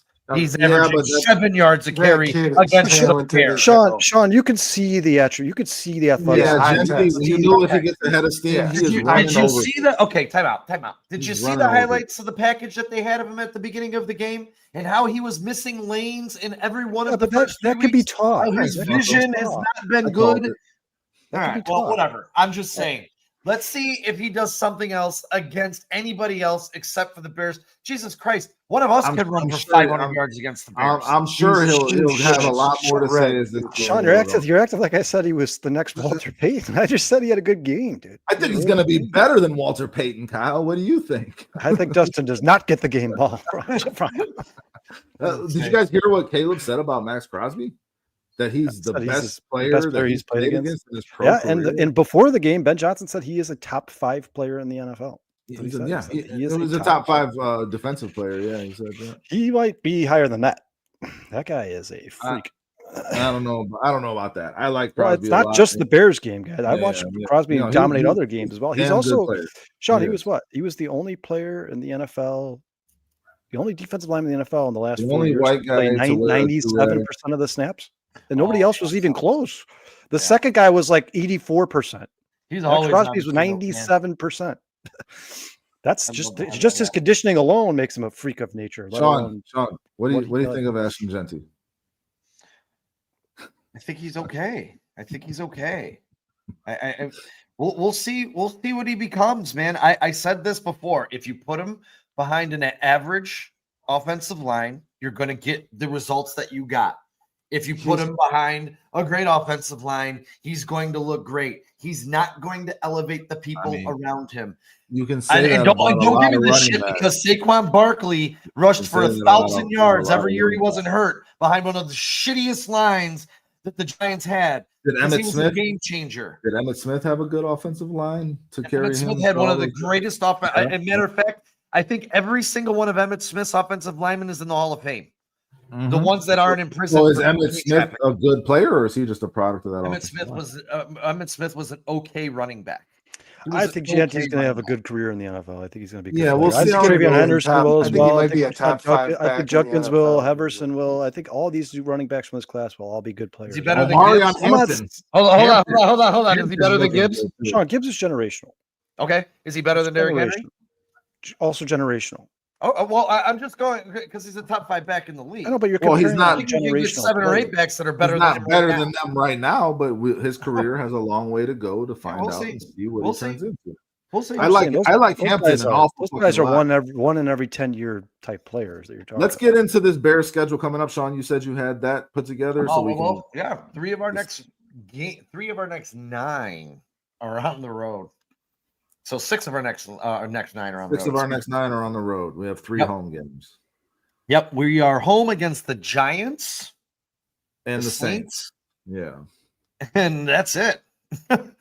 So we And, got the Bengals on the road. The Ravens. We're starting off the bye, coming out of the bye in Washington for the Yep. Commanders game.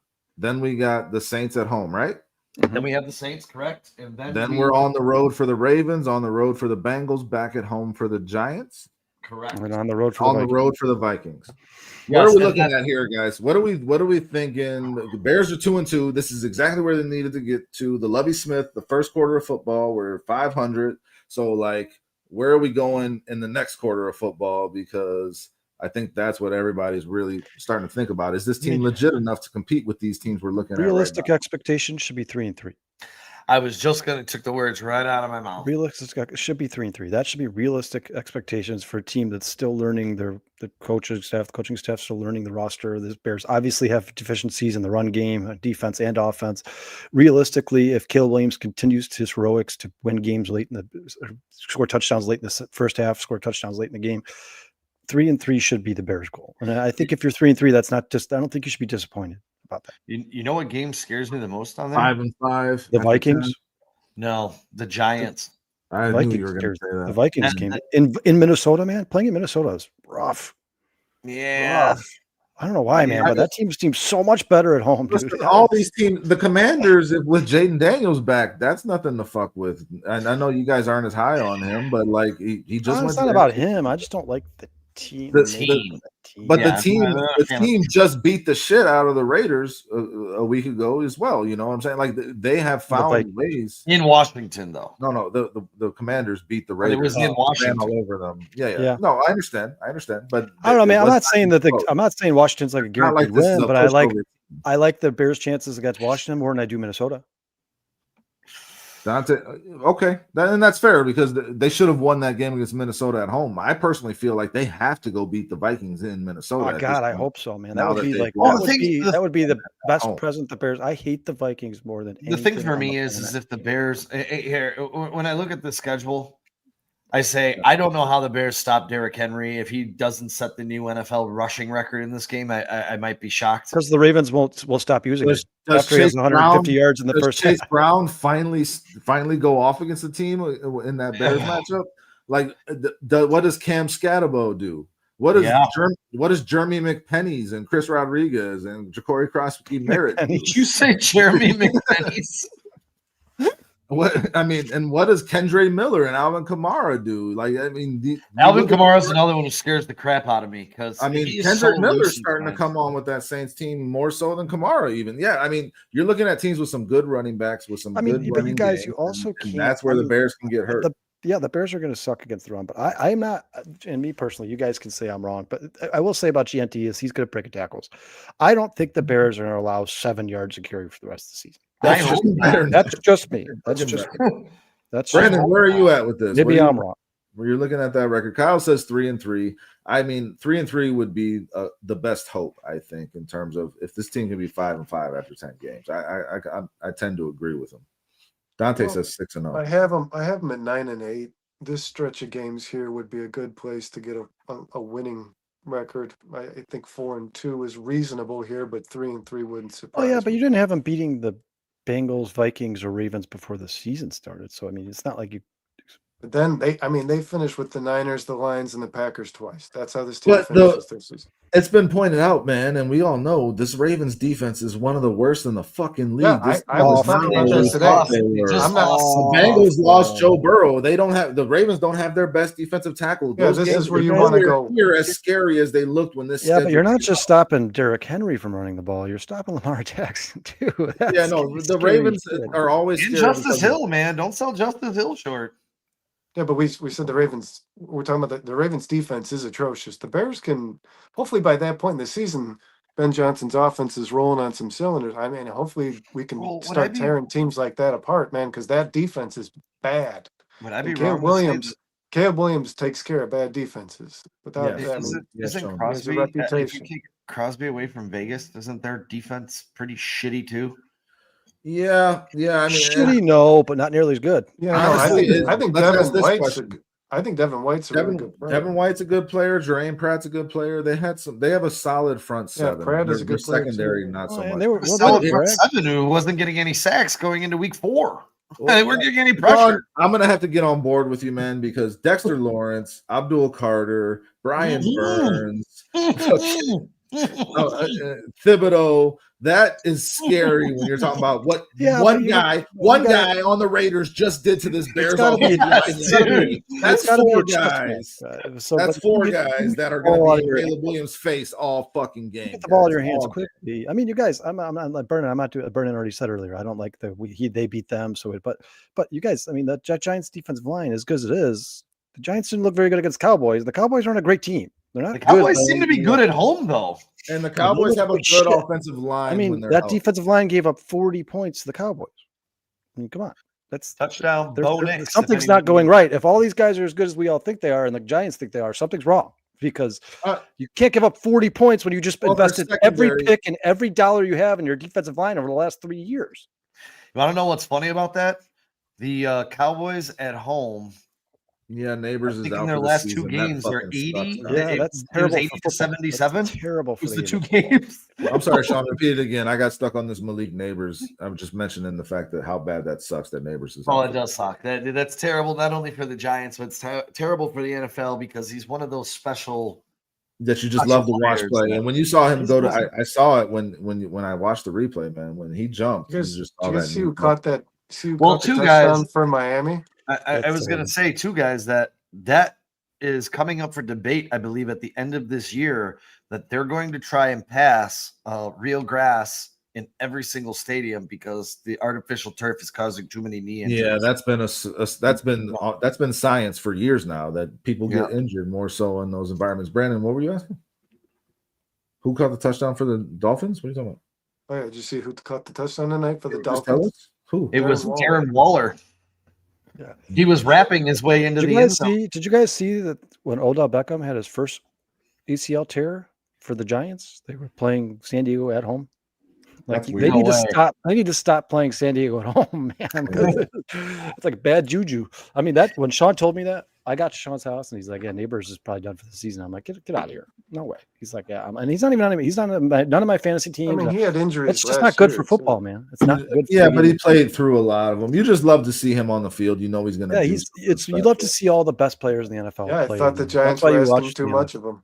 Yeah, but the Giants, man, again, that defensive front, that is a scary fucking task. That could be a very low scoring It's game. the best unit in football. Yeah, it's scary. I mean, I was just watching him again terrorize Justin. Like I said, Herbert guys, yesterday. if their corners are that bad, then the game plan for the Bears is going to be get the ball out of your hand as fast as you can. You're And if they gonna can't have to. cover, then you're going to destroy them because you got Yeah. Luther Burden, Roma Dunze. Now, guys, Moore. here, as you say that, one area, and I forgot to bring this up of improvement. for Tyreek Caleb Hill just Williams. got injured, Scottish says. Who? Tyreek? They're both at commercial. I wasn't looking. Well, there is a bunch of people on the field praying, so somebody got hurt. Oh, fuck. Really quick, I was just going to say an area of improvement that we didn't talk about Caleb Williams is the pressure to sack rate percentage. Last year, 2024, 27.8, 31st in the league. Through 4 games, it's 13.7. It's 12th in the league. So that's the type of stat that you're going to need to beat a Giants. Yeah, 100%. And when we were talking earlier about the offensive line, I kept wanting to go to this point and I couldn't get there. This Bears offensive line is obviously much improved and their stats are backing it up. This is one of the better offensive lines in football up to this point. But the other thing that we didn't really touch on is the overall depth that we were talking about in the offseason that this team has. The fact that we can sit and argue about who should be starting at left tackle and what we could do at right tackle, and the fact that we could even have multiple different weight. Last year, if there was an injury, it's Tyreek Hill. That sucks, man. Last year, if there was an injury, was it that bad? What happened? Well, I want to see that one again. Did he get bent in half or something? Yeah, Sean, dude, I said Sean earlier this year. I said before this, after week 1, I said, Sean, I'm not going to do fantasy anymore if Ankles don't go that way. This continues to go the way it's go because the injuries are getting insane. And he was like, "No, man, I think you're just overthinking it." But this, you guys, this is the most injuries that I've. This is insane. They are dropping like flies. I've been pretty lucky in fantasy so far, but obviously it's more about these guys. And he just snapped. He just broke his. Yeah, it's broken. Oh yeah, dude, ankles don't go that way, bro. I broke my ankle before. It's never fun. Yeah, but my main point was we hope the best for Tyreek Hill. My main point was what I was saying was that we are in a much better position with this offensive line, and we should be thankful for that because and Caleb Williams should be thankful for that. And the fact that we have the depth to even be able to have these conversations, that is a good thing. Whether or not you like the guy, Sean, that they put at left tackle, or I like the guy that they put at left tackle, at least they have fucking options this year, whereas last year they had none and Caleb was running for his life. I wanted to make that point earlier when we was talking. Razzle, what up, dude? Thanks for joining us. All right, Tyreek Hill is a Razzle, badass because he's smiling and waving, dude. That's yeah. You can't really phase Tyreek very much. I'm playing him in fantasy this week, actually. So I mean, I don't want to be happy about that, but don't you have him, Kyle? Yeah, well, in the league that I don't really care about. No offense. No offense. I need Chase Brown to do some shit, man. Yeah. What else? Anything? Bears 3-3, hopefully in these next 6. The chat was throwing out a lot of 4-2. Bears are 2-2, guys. After the first 4 games, I mean, we should be feeling good as Bears fans. That's the kind of win that. Yeah, it just depends on the offense, guys. It depends on the off. offense. If this offense can start scoring points consistently, 25, 30 points a game, then the Bears could go 4-2. There's a chance because the teams they're playing don't scare me outside of the Ravens. But if the Bears offense Even the Ravens is now, inconsistent, well, yeah, I know, but the Ravens are still going to score 40 on the Bears. Yeah, but the Bears could score 40 on that defense too, though. Maybe it's a 40-40 tie. Really? Yeah, you guys, the scrutiny that Roquan Smith is taking in Baltimore is absolutely insane. It's insane, dude. Yeah, they he's having hate him. It's been 2 years now where Roquan has not played well. They despise him. Defense, What if the difference in who makes the playoffs between the Bears and Packers is that tie? That would be amazing. That'd be awesome. That would be amazing. It just be so much funnier because that it's could already go pretty both- funny. go both that ways. happened. It's half a win. So I just Might texted have Dustin hurt the laughing emojis when I saw it was a tie. Yeah, that was fucking awesome. I was very happy about how that game played out. What else we got, guys? We got anything else before we get out put of around here? the league on there. Didn't really Yeah. besides Derek being injured. That was We our, have we didn't even mention the Bears are that come from behind victory yesterday was a comeback victory, I guess, or not comeback victory, whatever you want to call it. The ugly win in Vegas was the Bears franchise's 800th win, Nice. and that puts us only 12 behind that team from up north for most wins all time. So hopefully we'll be able to catch them over the next couple of years. But the Bears are 12 behind the stupid assholes up north. it also gives Ben Johnson more road wins than Matt Eberflus. That's That's a fun fact. that is insane. That's a joke, right? No, that's not a joke. He never won a road game. I don't believe Yeah, so. no, that's insane. No, didn't he win won a road game. Yeah, I don't know if he did. They beat the Browns and Or is Cleveland. it just as many? Is it just Yeah, as many? was Jacksonville. That was considered a road game, right? In London. Yeah, because that was Jacksonville. Jacksonville's like their second home or whatever. Wasn't Carolina? Was that in Chicago or was that in That was Carolina? in Chicago. That was in Chicago. That was the DJ Moore game. That was in Chicago. He was 3-17 on the road as Bears coach. But close. He's close, Brent. 3-17. He's close. I wanted to believe you. I believed you. So did I. It was believable. Got him. Okay. Here you ready? I wanted to believe you as well because Here you ready? He has more road wins on Sunday than Matt Eberflus. Yeah, Ben Johnson. That's what it was. Matt That's Eberflus. what Yeah, it that Commanders game that they won on I knew Thursday night. I that knew I was a- read something today from the NFL. The NFL posted something, and I mean, obviously 3 wins on the road as a head coach over 3 seasons is not going to be very hard. I hope Ben Johnson beats that this season. He Ben will. Johnson will Even beat the that. 3, He even the will. 3 mark. Yes. It's yes, like, that- it's not 1. He's getting It's number 3. 2 after the bye. Yeah, real quick, everybody. They basically came out and said Kyler Gordon probably could have played in that game. I'm glad he didn't. Since the I'm Bears glad got the I win, did but not want him to go. No. Yeah, you guys No, coming he's out in week 6. 100% healthy. Come out in your week 6, guys. I'm hearing, and I don't know if this is true or not. This is from Bears insiders that you're going to see TJ Edwards, you're going to see Kyler Gordon, you're going to see Austin Booker, you're going to see Darnell Wright, you're going to see all Grady Jarrett. They should all be back. Barring anything that happens in practice, obviously. Maybe. That's awesome. What's the That's fucking extent though awesome. of Darnell Wright's elbow injury? I didn't hear. From my understanding, he was also an emergency player in that. He was also supposed to be an emergency player in that game. From what I Okay. understand. So he Okay. also probably could have played. So I Okay. think they're all coming back. And hamstrings. I think Scottish Bear. I think hasn't he been out since like the second to last week of preseason? So he's been out now about 6 weeks with that hamstring injury. Kyler Gordon. Yeah, the thing that scares me about Kyler Gordon is how long before he gets injured again. All right, take it easy. Well, no, the re-injury risk with the hamstring is a big fucking concern. Well, That's why giving him back. giving him 6 weeks off. I mean, hopefully that gets him back to 100%. Yeah, again, we all talked about how Jalen Johnson, it felt like that he shouldn't have been given a choice. You go get the surgery. Let's make sure you're the healthy. second he did it, from the second he called them and said, "I hurt myself at home," they should have been like, "All right, well, go to the doctor tomorrow and go get surgery."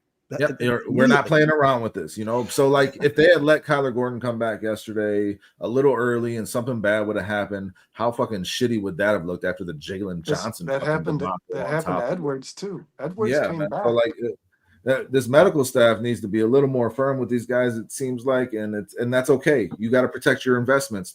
That's what it is, and you got to think about the team's success when it comes to these guys. So Kyler Gordon waiting another week and having the bye to get right makes total sense to me, and I'm happy that that's what they did. Yeah, me too. Hey, Kyle, you said every name that I wanted to hear except for Colston Loveland. Is he anticipated to be? Loveland, they said he could. They said he wasn't serious, and he should. He be said back. he also could have played in that game. I think I think Ben Johnson looked at that game and was like, you know what? I don't need 20 stars on the field to beat the Raiders, and that's no disrespect to the Raiders because we all know that they're well coached and you're playing on the road. But you got to talk about that halftime interview too, Kyle, because you want to talk about that. We're at 2 hours right now. I mean, there's not really much I want to say about it. People keep making fun of Ben Johnson. He came out and apologized for an interview. I liked his response, man. I think she was pompous. I think she was disrespectful and rude, and I liked the way he looked at her and was like, "Oh, what else should I be doing?" Part of her question didn't come across on the microphone, though, guys. He didn't hear her. He said he didn't hear her either, but he thought it was a statement. He did have. It sounded like a statement to me when I'm watching the clip too. I still haven't heard it. She was I thought saying, it was a statement. Change Darren something. Waller 2 touchdowns. Oh wow. Yeah, to me, he came out of. I don't think he should. That Jets team is atrocious. That's ridiculous. If that's what she said, that's exactly the response Ben Johnson should have had, and he Yes. should not regret that. Yes, if and I love it.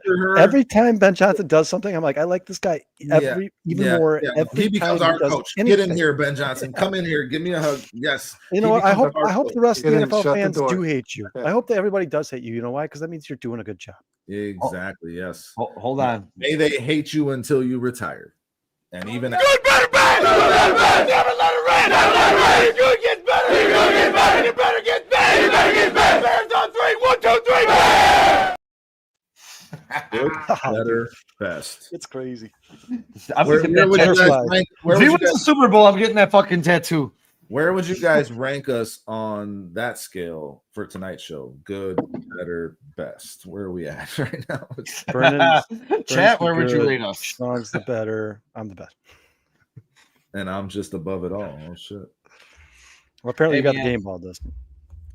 Yeah. You took it away. What's yeah, up? my Burnens League team is done, man. That's Pearsall and Hill in a span of the 24 hour. That team is done.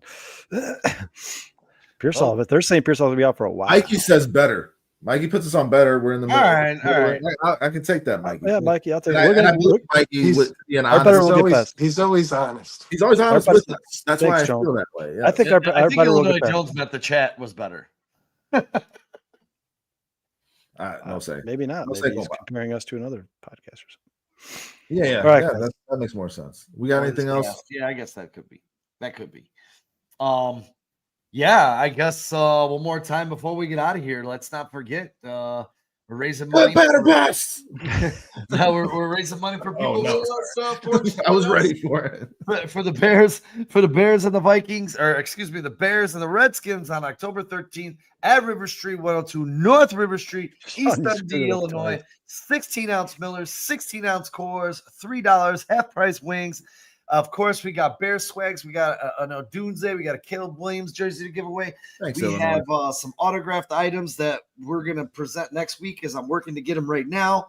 And we're just going to have a ton of fun. We're going to watch the Bears win their 3rd ball game in a row and get revenge. We're going to watch Tyreek pick off Jaden Daniels. Because why? Because it's going to be the revenge game in the nation's capital. The Bears are winning that football game. It was that's Caleb Williams' hometown, man. He better go. Yep. He's going to go in there with his ass. He's going to go off. Illinois Jones, come out to River Street and have a few drinks with us and chat. Yeah, absolutely. We're going to be there. Yeah, Illinois, we always appreciate you being here, whether you chat or not, man. Yeah. Thank you so much for listening to the show, dude. Appreciate you. Hey, and I'll do the same thing. Come out to River Street Tavern, East Dundee. Anybody who mentions the show, say Sean said his first drink is on me. I put it on my tab, and you already got a free beer. So there you go. Make them get us like 5 subscribers. Get them. Bring 5 friends, and I'll give you a second beer. Cheap, man. Oh, Illinois, I'm sorry to hear that, man. I've been to What Peoria. do you say? I've been to Peoria. Oh, geez. Peoria is far. Hey, All you know right, what? Illinois There's a Jones. hotel right across the street.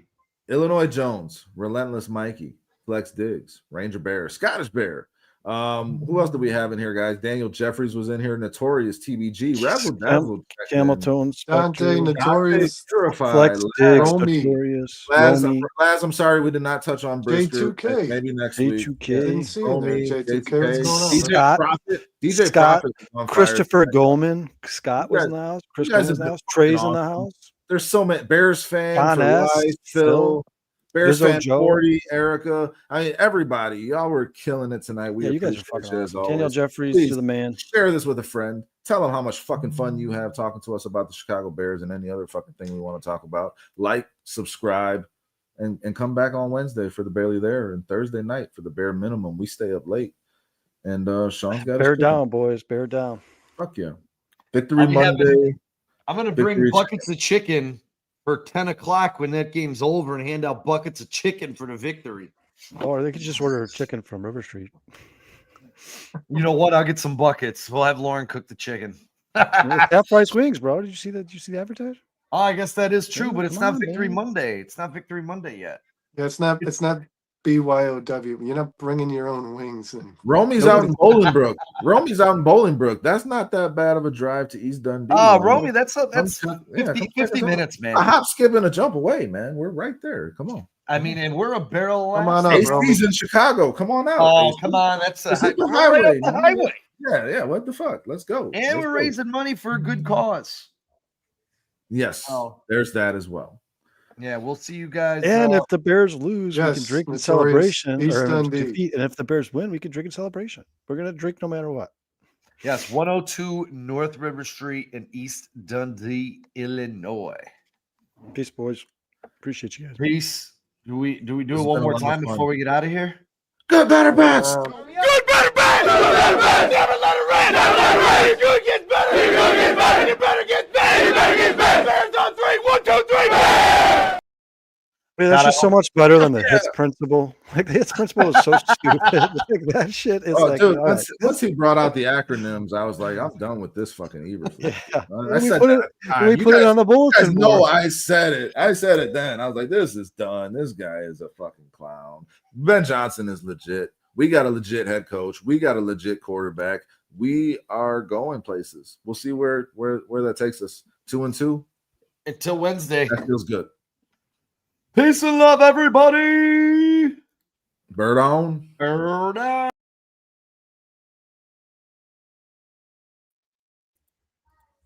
So, Sean, are we